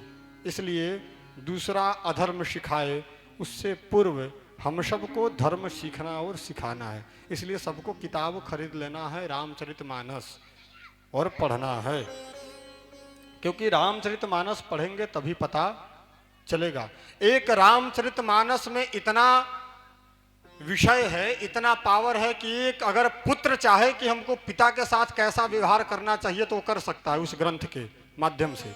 एक भाई चाहे कि भाई के लिए कैसा व्यवहार करना चाहिए तो कर सकता है। एक शत्रु भी चाहे कि शत्रु से कैसा व्यवहार करना चाहिए तो उस ग्रंथ से सीख सकता है। एक मित्र भी चाहिए तो मित्र से कैसा व्यवहार करना चाहिए और रामचरितमानस से सीख सकता है।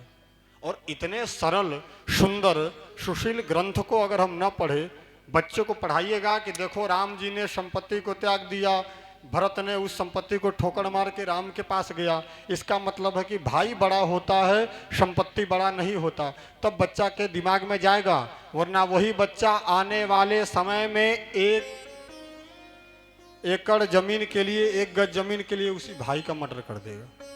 गलती किसकी है? माता पिता की, क्योंकि उन्होंने रामचरितमानस के राम और भरत के मिलन का प्रसंग नहीं पढ़ाया, जिसका आज फल वो लोग भोग रहे हैं। भटकना कहीं नहीं है, सिर्फ समझना है।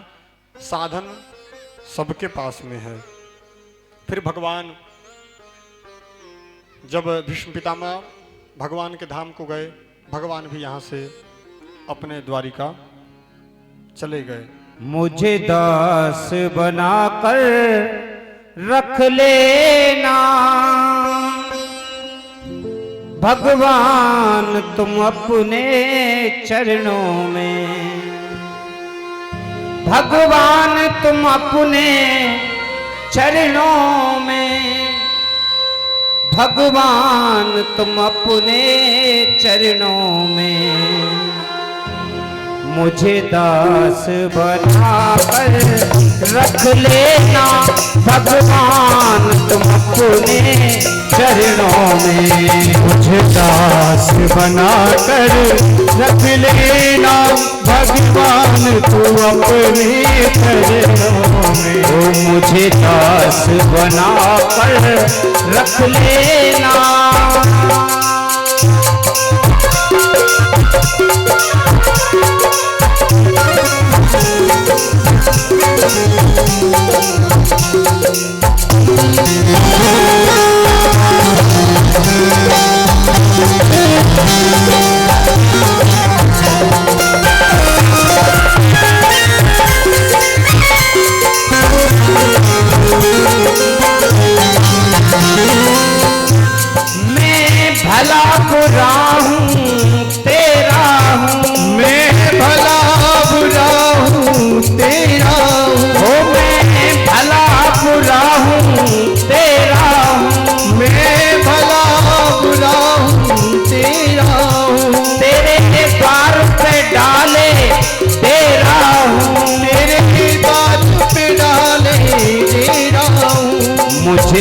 चाकर समझ के रख लेना, मुझे चाकर समझ के रख लेना, भगवान तुम अपने चरणों में।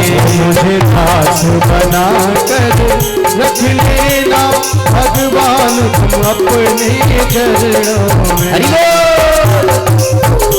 आइए मीठी तालियां बजाते हुए बोलिए बालकृष्ण लाल की।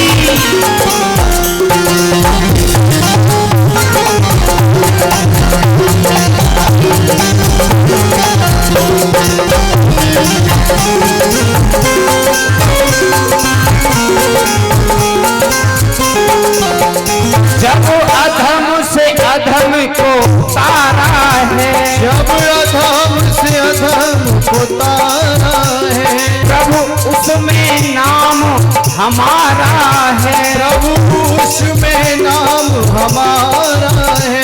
जब अधम से अधम को तारा है, जब अधम से अधम को तारा है, उसमें भी नाम हमारा है, उसमें भी नाम हमारा है। हे प्रभु मुझे भार समझ कर रख लेना, मुझे भार समझ कर रख लेना, भगवान तुम अपने चरणों में। मुझे दास बना कर रख लेना, भगवान तू अपने चरणों में। भगवान तुम अपने चरणों में, भगवान तुम अपने चरणों में। ओ भगवान तुम अपने चरणों में, ओ भगवान अपने चरणों में। मुझे दास बना कर रख लेना, मुझे दास बना कर रख लेना, भगवान तुम अपने चरणों में। मुझे दास बना कर रख लेना, भगवान तुम अपने चरणों में।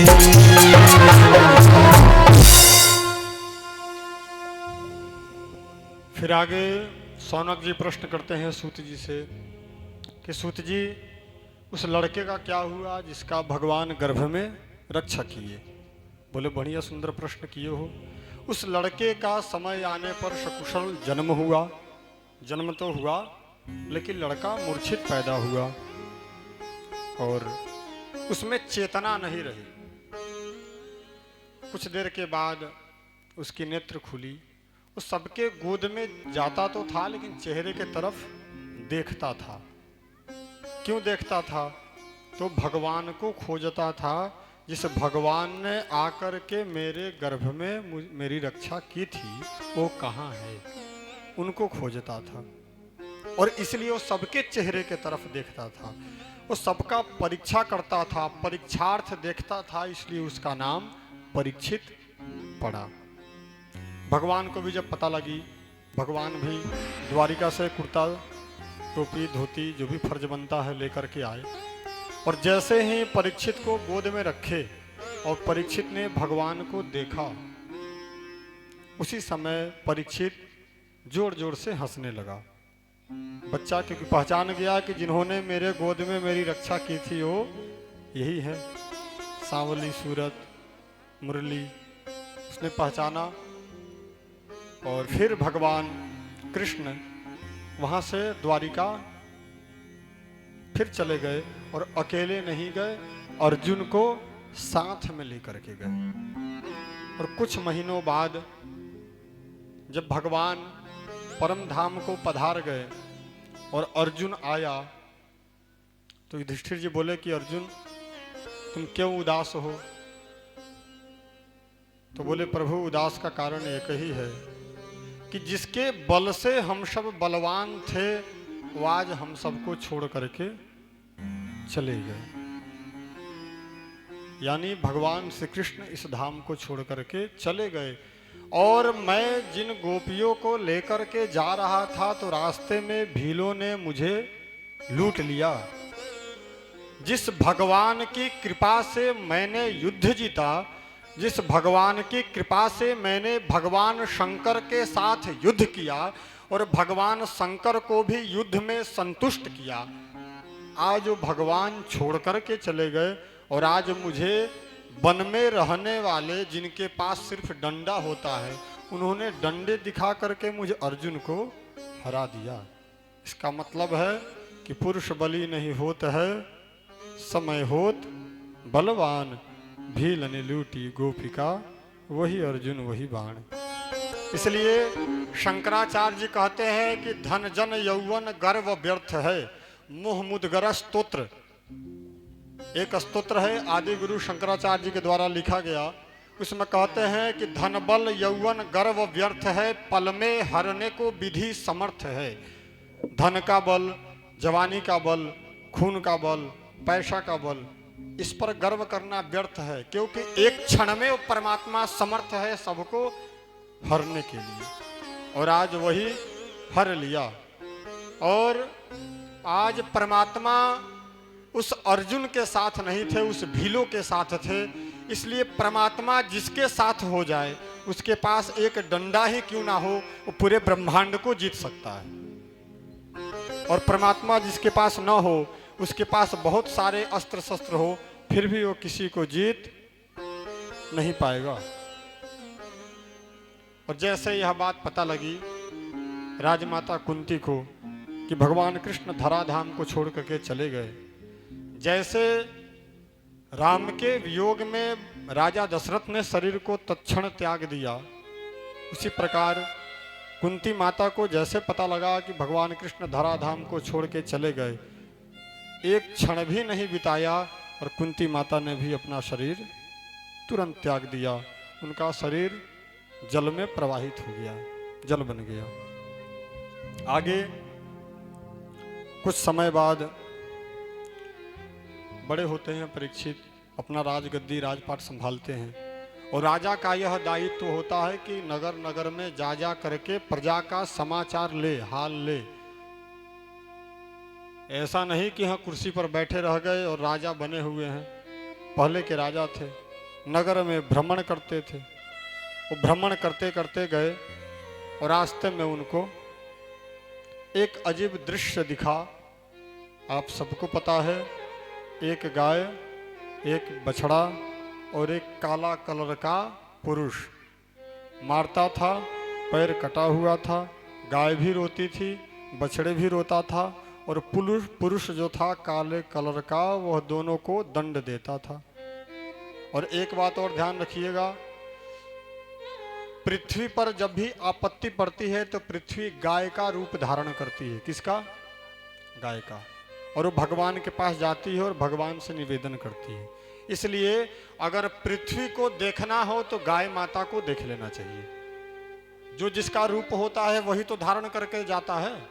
तो पृथ्वी पर जब भी आपत्ति आती है तो पृथ्वी गाय का वेश रूप धारण करती है और तब वो भगवान के पास जाती है। तो जो गाय जो थी वो कौन थी?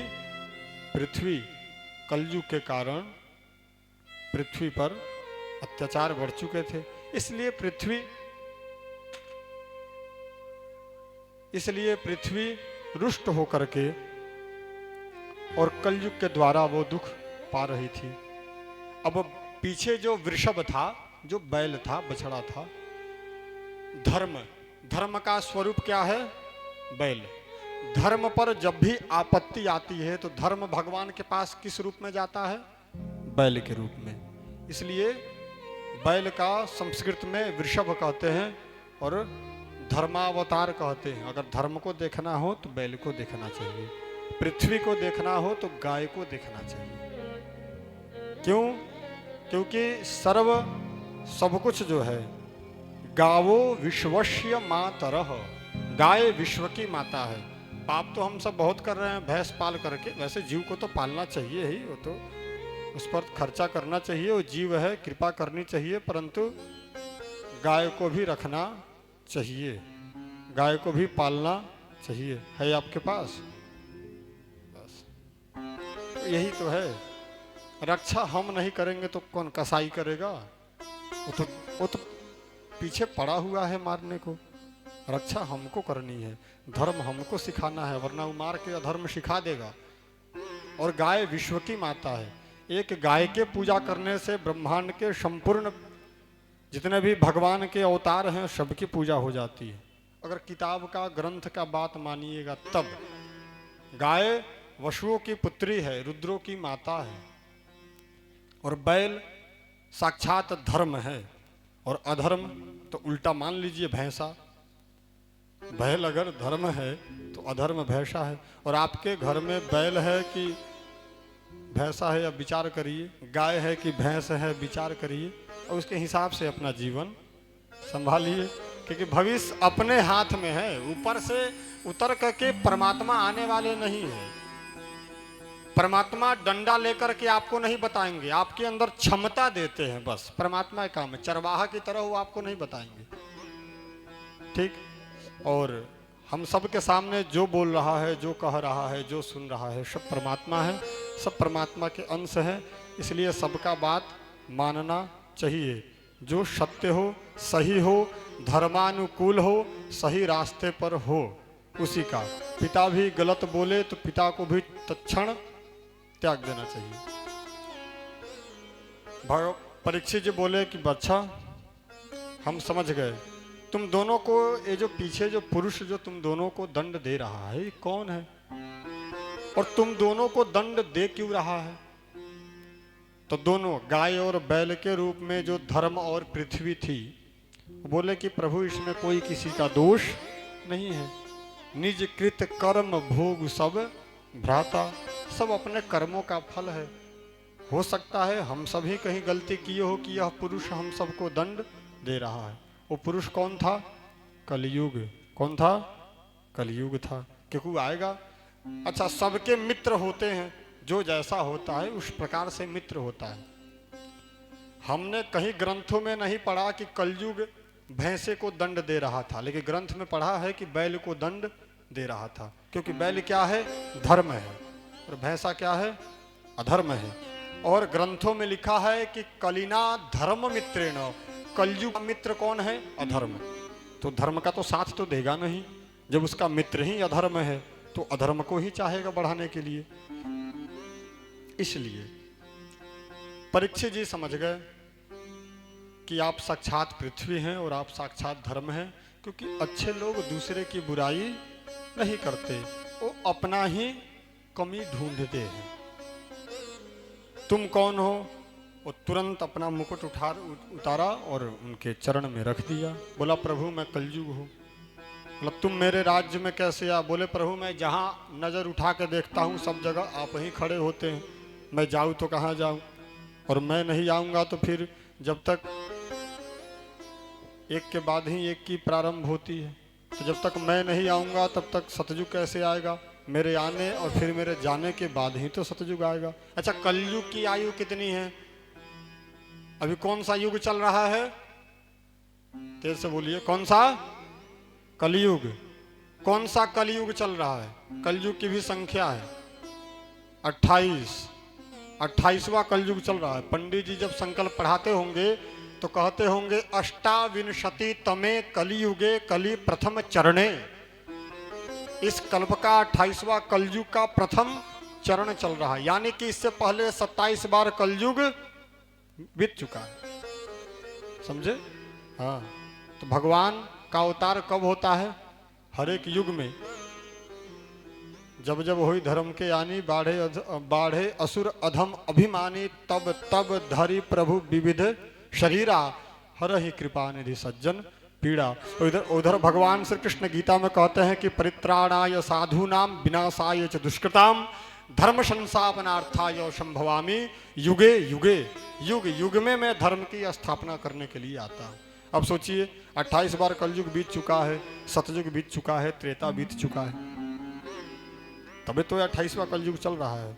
यही सब तो जानना है, एक कलयुग कौन सा चल रहा है, कौन सा चरण चल रहा है, संवत्सर कौन सा चल रहा है।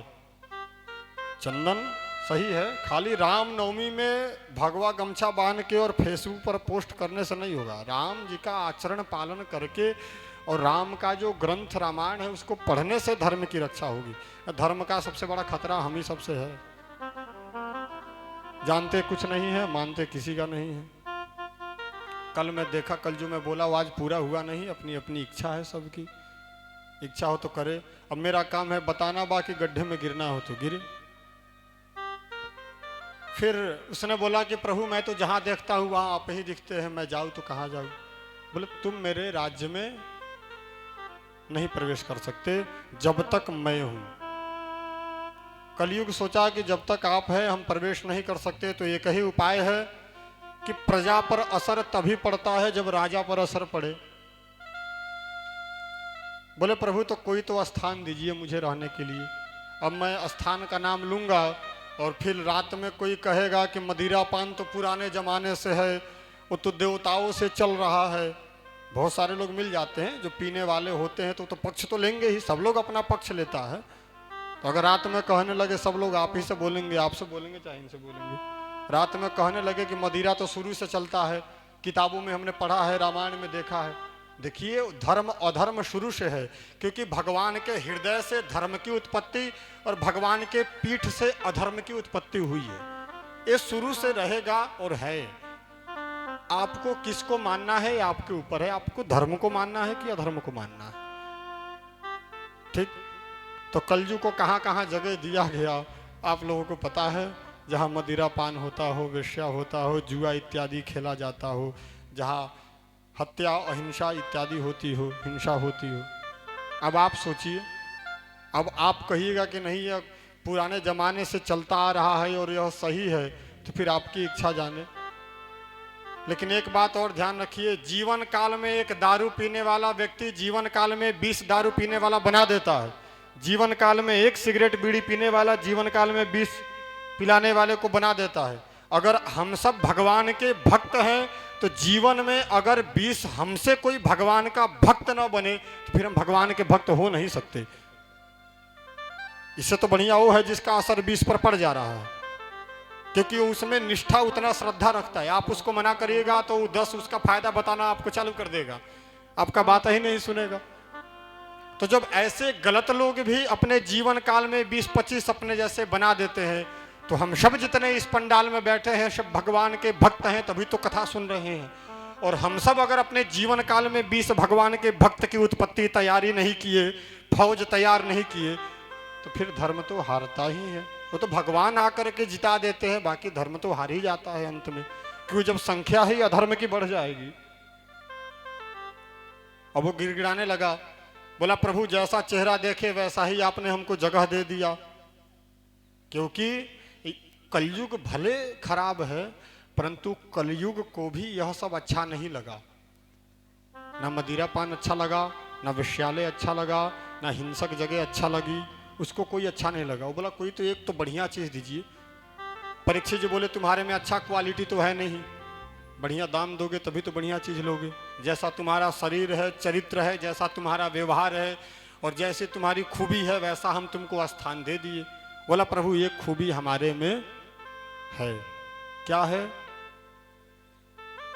तो बस नाम, कि जो त्रेता में, सतयुग में, द्वापर में यज्ञ जप तप से फल नहीं मिलता था, कलौ केशव कीर्तनात्, कलयुग में सिर्फ भगवान के कीर्तन से वो फल मिल जाता है। इसलिए कलयुग का बहुत बड़ा महत्व है, फायदा है। लेकिन किसके लिए? साधुओं के लिए। ठीक है, रात पुण्य भी देता है और पाप भी देता है। रात किसको पुण्य देता है? जो संत हैं, योगी है, रात में ध्यान करते हैं, वातावरण शांत रहता है। लेकिन पाप किसको लगता है? जो भोगी है उनको पाप लगता है।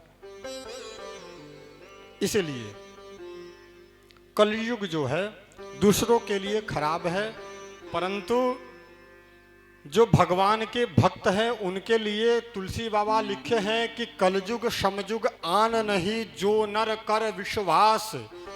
कलयुग के समान कोई युग ही नहीं है, क्योंकि जिस युग में एक गंगा जी को धरती पर लाने के लिए कितने पूर्वज समाप्त हो गए, वैसे परमात्मा को पाने के लिए कलयुग में सिर्फ नाम है। कितना फायदा है कलयुग का। कलयुग एक पुनीत प्रतापा, मानस पुण्य हो नहीं पापा। कलयुग का एक विशेष लाभ है, जैसे कोई यहां अस्वस्थ हो,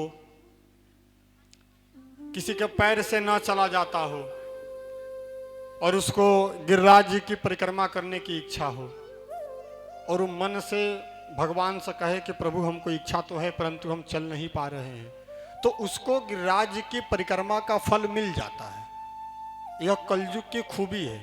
कलयुग एक पुनीत प्रतापा, मानस पुण्य, मन से किया हुआ पुण्य का फल मिल जाता है परंतु होए नहीं पापा, मन से किया हुआ पाप का फल नहीं मिलता है। यह कलयुग की खूबी है। अब ये नहीं कि पैर ठीक हुआ लगे मन से कहने कि हम गिरिराज जी का परिक्रमा कर रही है तो फिर भी मिलने वाला नहीं है। वह उसके लिए है जो उस लायक है। बोला प्रभु एक चीज तो आपको हमको बढ़िया लगी, एक स्थान तो दीजिए हमको जहां हम रुके रहे। बोले ठीक है तो तुमको स्थान, जाओ तुम्हारा स्थान स्वर्ण में है। किसमें? परीक्षित जी सोना में। कहाँ स्थान दिए? सोना में। बोले जाओ तुम्हारा स्थान स्वर्ण में है। और गीता के 10वें अध्याय में भगवान श्री कृष्ण कहते हैं कि धातु नाम अस्मि कांचनम, मैं धातुओं में सोना मैं हूं। अब बताइए, सोना एक जगह लिखा है कि कृष्ण है और एक जगह लिखा है कि यह कलयुग है, क्योंकि सोना में कलयुग का वास है और वहां है कि सोना में कृष्ण का वास है। अब किस सोना में कलयुग का वास है और किस सोना में भगवान कृष्ण का वास है, यह विचार करने वाली है। सबसे महापाप में सोना का भी चोरी एक पाप बताए थे हम। अब किस सोना में पाप है, किस सोना में पुण्य है, यानी किसमें परमात्मा है और किसमें कलयुग है, तो इसका निर्णय संत लोग करते हैं कि जिस सोना को हम अपने मेहनत के पसीने से, पैसे से, ईमानदारी से सोना खरीद करके लाए हो और रखे हो, उसमें तो भगवान श्री कृष्ण का वास है, परंतु जो चोरी से, 2 नंबरी से, चौकड़ाई से लूट करके लाए हो, उसमें कलयुग का वास है और वो घर को विनाश ही कर देगा। इसलिए सोना का चोरी सबसे बड़ा महापाप है। इसलिए सोना का चोरी नहीं करना चाहिए, क्योंकि सोना में कलयुग का वास है। ईमानदारी के सोना में भगवान कृष्ण वास करते हैं। इसलिए स्वर्ण में कलयुग का वास बताए और इसी का असर कि भगवान गए। परीक्षित जी महाराज दोबारा से अपने राजमहल में गए और प्राचीन मुकुट लगा करके आए। जो सूर्य देवताओं का जो युद्ध होता है, देवासुर संग्राम, उसमें क्या करते हैं, एक दूसरे के मुकुट छीनते हैं। यही तो मेन राजा का पहचान क्या है, मुकुट से मुकुट छीनते हैं। इन्होंने मुकुट पहना और पहन करके जंगल में गए घूमने के लिए।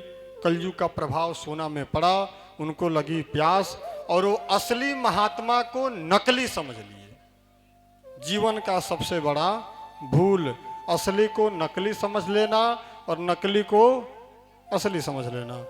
और असली को असली समझने के लिए फिर से मैं कहता हूं किताब पढ़िए, पुस्तक पढ़िए, व्यवहार और सच्चाई पता चलेगा। ऐसे पता चलने वाला, मीठी मीठी बातें, हमारा बात कड़वा है वो मुझे खुद पता है। हमारा जो आवाज है ना, उसमें आपको रस नहीं मिल रहा होगा, पता है हमको। रस तो, रसीले रस तो इन लोगों में है, क्योंकि हम कथाकार हैं। दवा में मिठास में रस आने लगे तो समझ जाइए कि शुगर हो जाएगा। उससे बढ़िया है कि कड़वा खाइए और मस्त रहिए, तंदुरुस्त रहिए। सत्य समझिए, सत्य सुनिए। और उनके मुकुट में प्रवेश किया और आगे जाकर के उन्होंने समयानुसार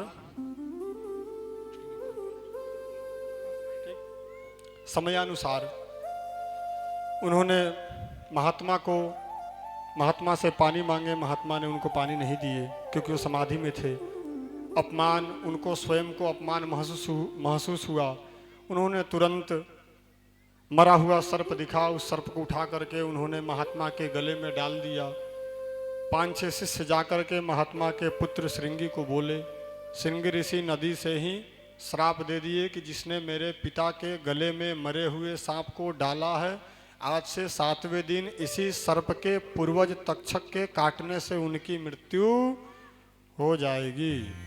और तपबल विप्र सदा बरियारा। फिर बात यहाँ आती है, ब्राह्मण तप के बल से बलवान होना चाहिए। आप यहां से तीर मारिएगा और बीच में अगर कोई दूसरा कोई खड़ा हो जाए तो फिर जिसको मारिएगा उसको नहीं लगेगा, जो बीच में खड़ा हो गया उसी को लग गया। लेकिन तपस्या का बल इतना बड़ा होता है कि आप कहीं से भी मार दीजिए तो 7वें दिन काम कर जाएगा। लेकिन उसके लिए फिर जितना बड़ा उपलब्धि होता है मेहनत भी उतना ज्यादा करना पड़ता है। और यही हुआ। श्रृंगी ऋषि जब आए अपने पिता को बोले, प्रभु ऐसी ऐसी बात है। पिताजी ने कहा, तुमने ऐसे राजा को श्राप दे दिया, ऐसा राजा दुनिया में इस पृथ्वी पर दोबारा नहीं होगा। बड़े धर्मात्मा थे। ये तो कलयुग का प्रभाव था। अब आप लोग भी, आपके घर में भी जो जो सोना हो, सोना का नाप तोल कर लीजिएगा, उसमें कृष्ण है कि कलयुग है, उसके हिसाब से आप लोग रखिएगा, नहीं तो पास में रहेगा तो फिर असर तो करेगा। और यही हुआ।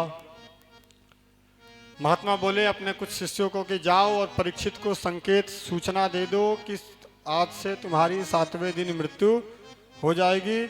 अगर कोई उपाय ढूंढना चाहते हो तो ढूंढ लो। ऋषि गए, भगवान को दिए। भगवान के कृपानुसार ऋषि के शिष्य गए और परीक्षित को कहे कि आज से 7वें दिन आपकी मृत्यु हो जाएगी, आप कोई ना कोई अपना उपाय ढूंढ लीजिए। आगे बहुत अच्छी एक सीखने की बात आने वाली है। और सुनते ही 7 दिन में मरने का जो श्राप था, हम सब परीक्षित हैं। हम सब के गर्भ में भी परमात्मा हम सबको दर्शन दिए हैं।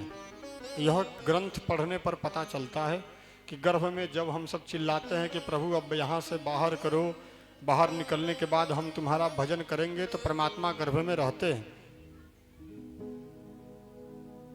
लेकिन बाहर निकलने के बाद हम सब भूल जाते हैं। तो परमात्मा इसलिए, और हम सबको भी 7 दिन का ही श्राप है। 7 दिन के अंदर ही मरना है, क्योंकि दिन 7 ही होता है। रविवार, सोमवार, मंगलवार, बुधवार, बृहस्पतिवार, शुक्रवार और शनिवार। 7 को छोड़ करके 8वां दिन किसी के लिए नहीं है। और हम सबको भी इसी 7 दिन के अंदर कोई ना कोई एक दिन है, तिथि है, समय है, घंटा, मिनट इत्यादि निर्धारित है।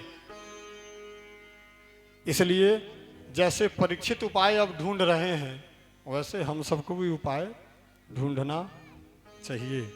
और परीक्षित जी तत्क्षण अपने पुत्र जन्मेजय को राज्य सौंपा और घर से निकल गए। पत्नी भी उनके संग चल पड़ी। पत्नी का धर्म होता है पति के साथ रहना, धर्म के कार्य में आगे चलना। और वो गए कहाँ? गंगा जी के तट पर। कहाँ गए? गंगा जी के तट पर। अब ध्यान से सुनिएगा। नदी में डूब करके मरने वाले की अकाल मृत्यु होती है, आप लोग सुने होंगे, होती है। नदी में डूब के मरने वाले की अकाल मृत्यु सब लोग बोलते हैं, अरे अकाल मृत्यु हो गया, इतना छोटा बच्चा था, देखो नदी में डूब गया। परंतु नदी में डूब करके मरने वाले की अकाल मृत्यु होती है, यह बात सही है। परंतु 3 ऐसे नदी है जिसमें डूब करके मरने वाले की अकाल मृत्यु नहीं होती। कौन कौन ऐसी नदी है? एक गंगा, एक यमुना और एक नर्मदा। सरस्वती नहीं है। वो जब पुराणों की रचना जब व्यास जी कर रहे थे तो गणेश जी राइटर थे, लिखने वाले गणेश जी थे, और सरस्वती नदी बह रही थी। तो सरस्वती नदी तेजी से बह रही थी तो सुनने में दिक्कत होता था। किसको? गणेश जी को। इसलिए गणेश जी ने श्राप दे दिया, सरस्वती नदी वहीं से पाताल में चली गई, लुप्त हो गई। इसलिए गंगा, यमुना और नर्मदा, यह 3 में डूब करके मरने वाले की अकाल मृत्यु नहीं होती। अब क्यों नहीं होती? जब ग्रंथों में लिखा है कि नदी में डूब करके मरने वाले की मृत्यु होती है। राजा परीक्षित चालाक थे, गंगा के तट पर गए। क्यों? क्योंकि उनको पता था कि 7वें दिन श्राप के अनुसार तक्षक आकर के मुझे काटेगा, और जब वो काटेगा तो मैं नदी में कूद जाऊंगा, और जब मैं नदी में कूद जाऊंगा तो नदी पूरा जल मेरे मुख में गंगा जल चला जाएगा, और मैं जल को पी करके मरूंगा तो मैं अकाल मृत्यु मेरी नहीं होगी, मैं भगवान के धाम को जाऊंगा। क्यों? क्योंकि गंगा जल है क्या? गंगा जल कहाँ से निकला है? हरि के चरण से। जिन चरणन से निकली सुरसरी, भगवान विष्णु के चरण से निकला है। और हम भगवान को धो करके चरणामृत लेते हैं। आप जितने भी मंदिर में जाइएगा सब जगह चरणामृत मिलता है। और पंडित जी जब चरणामृत देते हैं तो एक मंत्र बोलते हैं। देखिए अब मुझको मंत्र पता है, हम इसी का अर्थ बताएंगे, मनमुखी बात तो करेंगे नहीं। पंडित जी मंत्र बोलते हैं क्या? अकाल मृत्यु हरणम सर्वव्याधि विनाशनम विष्णु पादोदकम पित्वा पुनर्जन्म न विद्यते। जब हम भगवान का चरण धो करके पीते हैं तो उससे क्या होता है? अकाल मृत्यु का हरण करता है। और अकाल मृत्यु हरणम सर्वव्याधि विनाशनम, हमारे व्याधियों का वो नाश करता है। अकाल मृत्यु हरणम सर्वव्याधि विनाशनम विष्णु पादोदकम पित्वा, जब भगवान के चरण का चरणामृत हम सब पीते हैं तो पुनर्जन्म न विद्यते, दोबारा जन्म नहीं होता है। तो गंगा कौन थी? हरि के चरण से निकली हुई चरणामृत है। परीक्षित ने सोचा कि सांप काटेगा तो काटेगा, लेकिन मरते समय हम जब नदी में कूद जाएंगे तो हमारे मुख में भगवान के चरण से निकली हुई गंगा मुख में प्रवेश करेगी और उस चरणामृत के पान के कारण हमारा मुक्ति हो जाएगा। अकाल मृत्यु होने वाली नहीं है। इसलिए गंगा में डूब के मरने वाले की अकाल मृत्यु नहीं होती। जो इस रहस्य को नहीं जानते हैं वही चिल्ला के कहते हैं कि अकाल मृत्यु हो गई, अकाल मृत्यु हो गई। या करो, श्राद्ध करवाओ, नारायण बलि करवाओ। श्राद्ध में एक विधान आता है, अकाल मृत्यु वाले की होती है। जमुना जी में भी अकाल मृत्यु नहीं होती, क्योंकि भगवान कृष्ण की पत्नी धर्मपत्नी 8 में मुख्य अष्टधा प्रकृति में माँ जमुना है, और जमुना माँ है, और माँ के गोद में जाने वाला कभी मर नहीं सकता, उसका और रक्षा हो जाता है। दुनिया के नज़र में भले यमुना जी में डूब करके मरने वाले की अकाल मृत्यु हो गई हो, परंतु जो पुस्तक को पढ़ा, ग्रंथ को पढ़ा, इससे यही मिलता है कि उसकी अकाल मृत्यु कभी नहीं होती। क्योंकि जिसको माँ यमुना ने गोद में रख लिया, फिर यमुना के भाई यमदूत की भी इतनी हिम्मत नहीं है कि उसके गोद से खींच करके नरक में डाल दे। समझ गए? इसलिए उसमें भी डूब के मरने वाले की अकाल मृत्यु नहीं होती। और लास्ट में आया नर्मदा। नर्मदा का हर एक कंकड़ पत्थर भी नर्मदेश्वर कौन है? शिव है। तो जब भी व्यक्ति जब डूबता है तो धरती के पूरे गहराई में जाता है, और जब हम डूब करके गहराई में जाएंगे तो हमारे शरीर से शिवलिंग स्पर्श होगा। क्या स्पर्श होगा? शिवलिंग। क्योंकि नर्मदा का हर एक पत्थर क्या है? नर्मदेश्वर महादेव है, और हमारे शरीर से शिवलिंग स्पर्श होगा। और जिसको मरने के समय शरीर से शिवलिंग स्पर्श हो उसकी भी कभी अकाल मृत्यु नहीं होती। काल भी कुछ नहीं करता, कर लूंगा 2 बात मैं उस काल के आगे, वो काल क्या करेगा महाकाल के आगे। उस काल की भी क्षमता नहीं है कि महाकाल के गोद से उस जीव को उठा ले। इसलिए परीक्षित जी चालाकी से और गंगा जी के तट पर गए। फिर हाहाकार मचा। ऐसे परीक्षित, सभी देवता, सभी राजा, सभी महात्मा चिंतित हुए परीक्षित के उद्धार का। और परीक्षित को कोई सुना नहीं पाया कथा, समझा नहीं पाया। जबकि व्यास जी भी थे, पाराशर जी भी थे, सुखदेव जी के बाबा जी का नाम पाराशर है, सब लोग थे, परंतु कोई परीक्षित को समझाने नहीं गया। सब लोग प्रतीक्षा कर रहे थे सुखदेव जी का ही। क्यों? क्योंकि सामने वाला कितना त्यागी है, उतना त्यागी और महात्मा नहीं थे। एक क्षण में ही पूरे राज्य को छोड़ दिया परीक्षित जी ने। त्यागी थे, एक क्षण में त्याग दिए। लेकिन व्यास जी त्यागी नहीं थे, वो घर में फंसे हुए थे। तो एक जो खुद फंसा हुआ है वो त्यागी पुरुष को क्या उपदेश देगा? त्यागी को तो त्यागी ही देगा। इसलिए सब लोग प्रतीक्षा कर रहे थे। किसका? सुखदेव जी का। और सुखदेव जी नाना ग्रंथों के अनुसार अपने आप बिना बुलाए और सुखदेव जी आए। और सुखदेव जी आकर के जैसे सभा में प्रवेश किए वैसे सभी लोग खड़े हो गए। और एक सुखदेव जी को पिता भी प्रणाम कर रहा है, पुत्र भी प्रणाम कर रहा है। सब बाबा, पूरे ऋषि, महर्षि, देवता सब लोग सुखदेव जी को प्रणाम कर रहे हैं। कारण पता है? उनके पास 2 चीज है, ज्ञान और त्याग। इसलिए उम्र से बड़ा भले हो जाए, परंतु सबसे बड़ा वही है जो बुद्धि ज्ञान में बड़ा है। वरना बल में, शरीर में तो हाथी भी बड़ा है, लेकिन दिमाग में शेर बड़ा है, इसलिए जंगल का राजा शेर होता है। वहां तो चुनाव तो होती नहीं है, वो खुद अपने दम पर राजा है। उसी प्रकार सुखदेव जी पहुंचे, और जैसे पहुंचे वैसे ही परीक्षित ने प्रश्न करना प्रारंभ कर दिया। सुखदेव जी बोले अभी पहुंचे ही नहीं, प्रश्न का लड़ी लगा दिए। परीक्षित जी बोले कि प्रभु मुझे पता है कि आप ज्यादा देर कहीं रुकते नहीं हैं, गोधूली बेला तक गाय दुहने में जितना समय लगता है उतना ही देर तक परीक्षित जी रुकते हैं, इसलिए मैं आपसे प्रश्न किया हूं। और प्रश्न कैसा किए हैं हम सबको सीखना चाहिए। ये नहीं पूछे कि 7 दिन में मरने, ये नहीं पूछे कि मुझे 7 दिन में मरना है, मैं क्या करूं।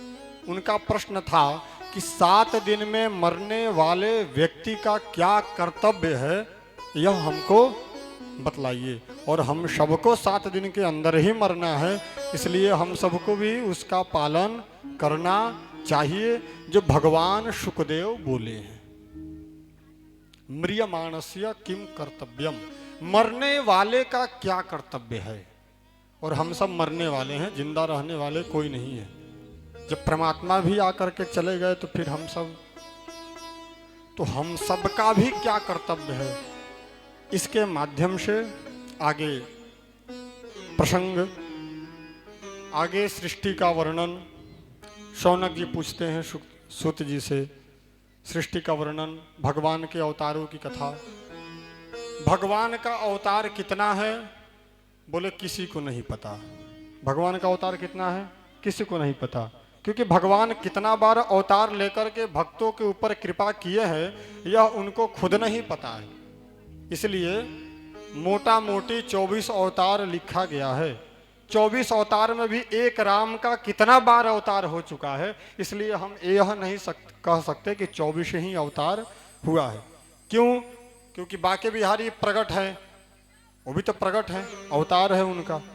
नामदेव जी के लिए भगवान विट्ठल प्रगट है। तो भगवान कितने भक्तों के लिए प्रगट हैं, भगवान कितने भक्तों का उद्धार करने के लिए अवतार लेते हैं, जिनकी संख्या गिन पाना कठिन है। इसलिए मुख्य भगवान के 24, उसमें भी भगवान के 10, जो आगे कथाओं में 10 अवतार का वर्णन मिलेगा। यही मुख्य 10 अवतार है। बाकी भगवान का अवतार असंख्य है, कितने हैं वो खुद नहीं जानते। परमात्मा तो फिर सर्वसामर्थ्यवान है, फिर परमात्मा अपने अवतार के बारे में क्यों नहीं जानते। तो एक पिता पुत्र पर कितना खर्चा करता है उसका वो हिसाब नहीं रखता है। परमात्मा हम सब के पिता है, इसलिए वो भक्तों के लिए कितना बार अवतार लेते हैं उसका वो हिसाब नहीं रखते। यह परमात्मा की विशेषता है, परमात्मा की खूबी है। सृष्टि के वर्णन में कहते हैं कुछ नहीं था, सब सन्नाटा था, शून्य था, कोई अक्षर नहीं था। तो भगवान नारायण, वैसे आप अलग अलग कथा सुनिएगा तो अलग अलग कथा में सृष्टि की उत्पत्ति अलग अलग है, तो इसमें कंफ्यूज होने की कोई बात नहीं है। आदमी वही है, सिर्फ शरीर बदला है। भागवत में जो कृष्ण है वही शिव पुराण में शिव है, वही शिव रामायण में राम है। जैसे एक व्यक्ति किसी का पोता, किसी का बेटा, किसी का नाती, किसी का दामाद, किसी का मित्र, किसी का चोर, किसी का दुश्मन बन सकता है, तो परमात्मा है वो भी एक रूप में कई सारा संबंध निभा सकता है। इसलिए वही ब्रह्म है। नारायण से इस श्रीमद् भागवत में सृष्टि का प्रारंभ हुआ है। उसी ब्रह्म शिव से शिव महापुराण में सृष्टि का प्रारंभ हुआ है, क्योंकि शिव और विष्णु में कोई भेद नहीं है। इनका भेद न सुनना चाहिए न कहना चाहिए। और बहुत बड़ी बड़ी बातें रामायण में बोली है कि जो इन लोगों का निंदा करे उसका जीभ काट देना चाहिए, क्योंकि यह दोनों एक है, देखने में अलग अलग है। क्योंकि भगवान शिव का आरती का एक सबसे नीचे वाला लाइन है, ब्रह्मा विष्णु सदाशिव जानत अविवेका प्रणवाक्षर में शोभित ये तीनों एका। आरती आप लोगों को याद होगी, यानी यह तीनों एक ही हैं, कोई अलग नहीं है। सृष्टि के प्रारंभ में ब्रह्मा, भगवान विष्णु के नाभि कमल से ब्रह्मा जी तपस्या किए, समयानुसार कथा को स्पर्श करके आगे बढ़ रहे हैं। ब्रह्मा जी तपस्या किए, फिर उनको योग्यता आई कि मैं कौन हूँ, मुझे क्या करना है। फिर उन्होंने 4 कुमारों को जन्म दिया, सनक, सनानंद, सनातन और सनत कुमार।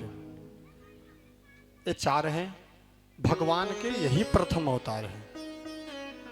ग्रंथों के हिसाब से, ग्रंथ में जहाँ तक पढ़े हैं, भगवान का सर्वप्रथम अवतार यही 4 हैं। और इस 4 में ऐसी क्वालिटी है कि यह सबके बुजुर्ग हैं, सबके पूर्वज हैं, परंतु उम्र इन लोगों की 5 वर्ष की ही होती है। इनसे ब्रह्मा जी बोले सृष्टि का विस्तार करने के लिए, इन्होंने मना कर दिया। फिर क्रोध में आए तो उनके भ्रुकुटी से भगवान रुद्र प्रकट हुए। कौन? रुद्र, शंकर। उनसे बोले शंकर जी सृष्टि का विस्तार किए, भूत प्रेत पिशाच डाकिनी शाकिनी जो जैसा होगा, जिस प्रकार का विस्तार किए। ब्रह्मा जी को खाने के लिए भूत प्रेत दौड़े। ब्रह्मा जी बोले बस प्रभु अब रहने दो, अब जाओ और कैलाश पर भजन करो। फिर ब्रह्मा जी चिंतित हुए, मैं अपने आप अपना व्यवस्था कर लूँगा, आप तो बस राम राम करिए। भगवान शिव सृष्टि का विस्तार काम छोड़ करके और भगवान के भजन में लग गए। महामंत्र जो जपत महेशु, भगवान शिव हमेशा महामंत्र हरे राम हरे कृष्ण जपते रहते हैं। यह महामंत्र है, किस ग्रंथ से लिया गया है, सब किसी को याद होगा। हरे कृष्ण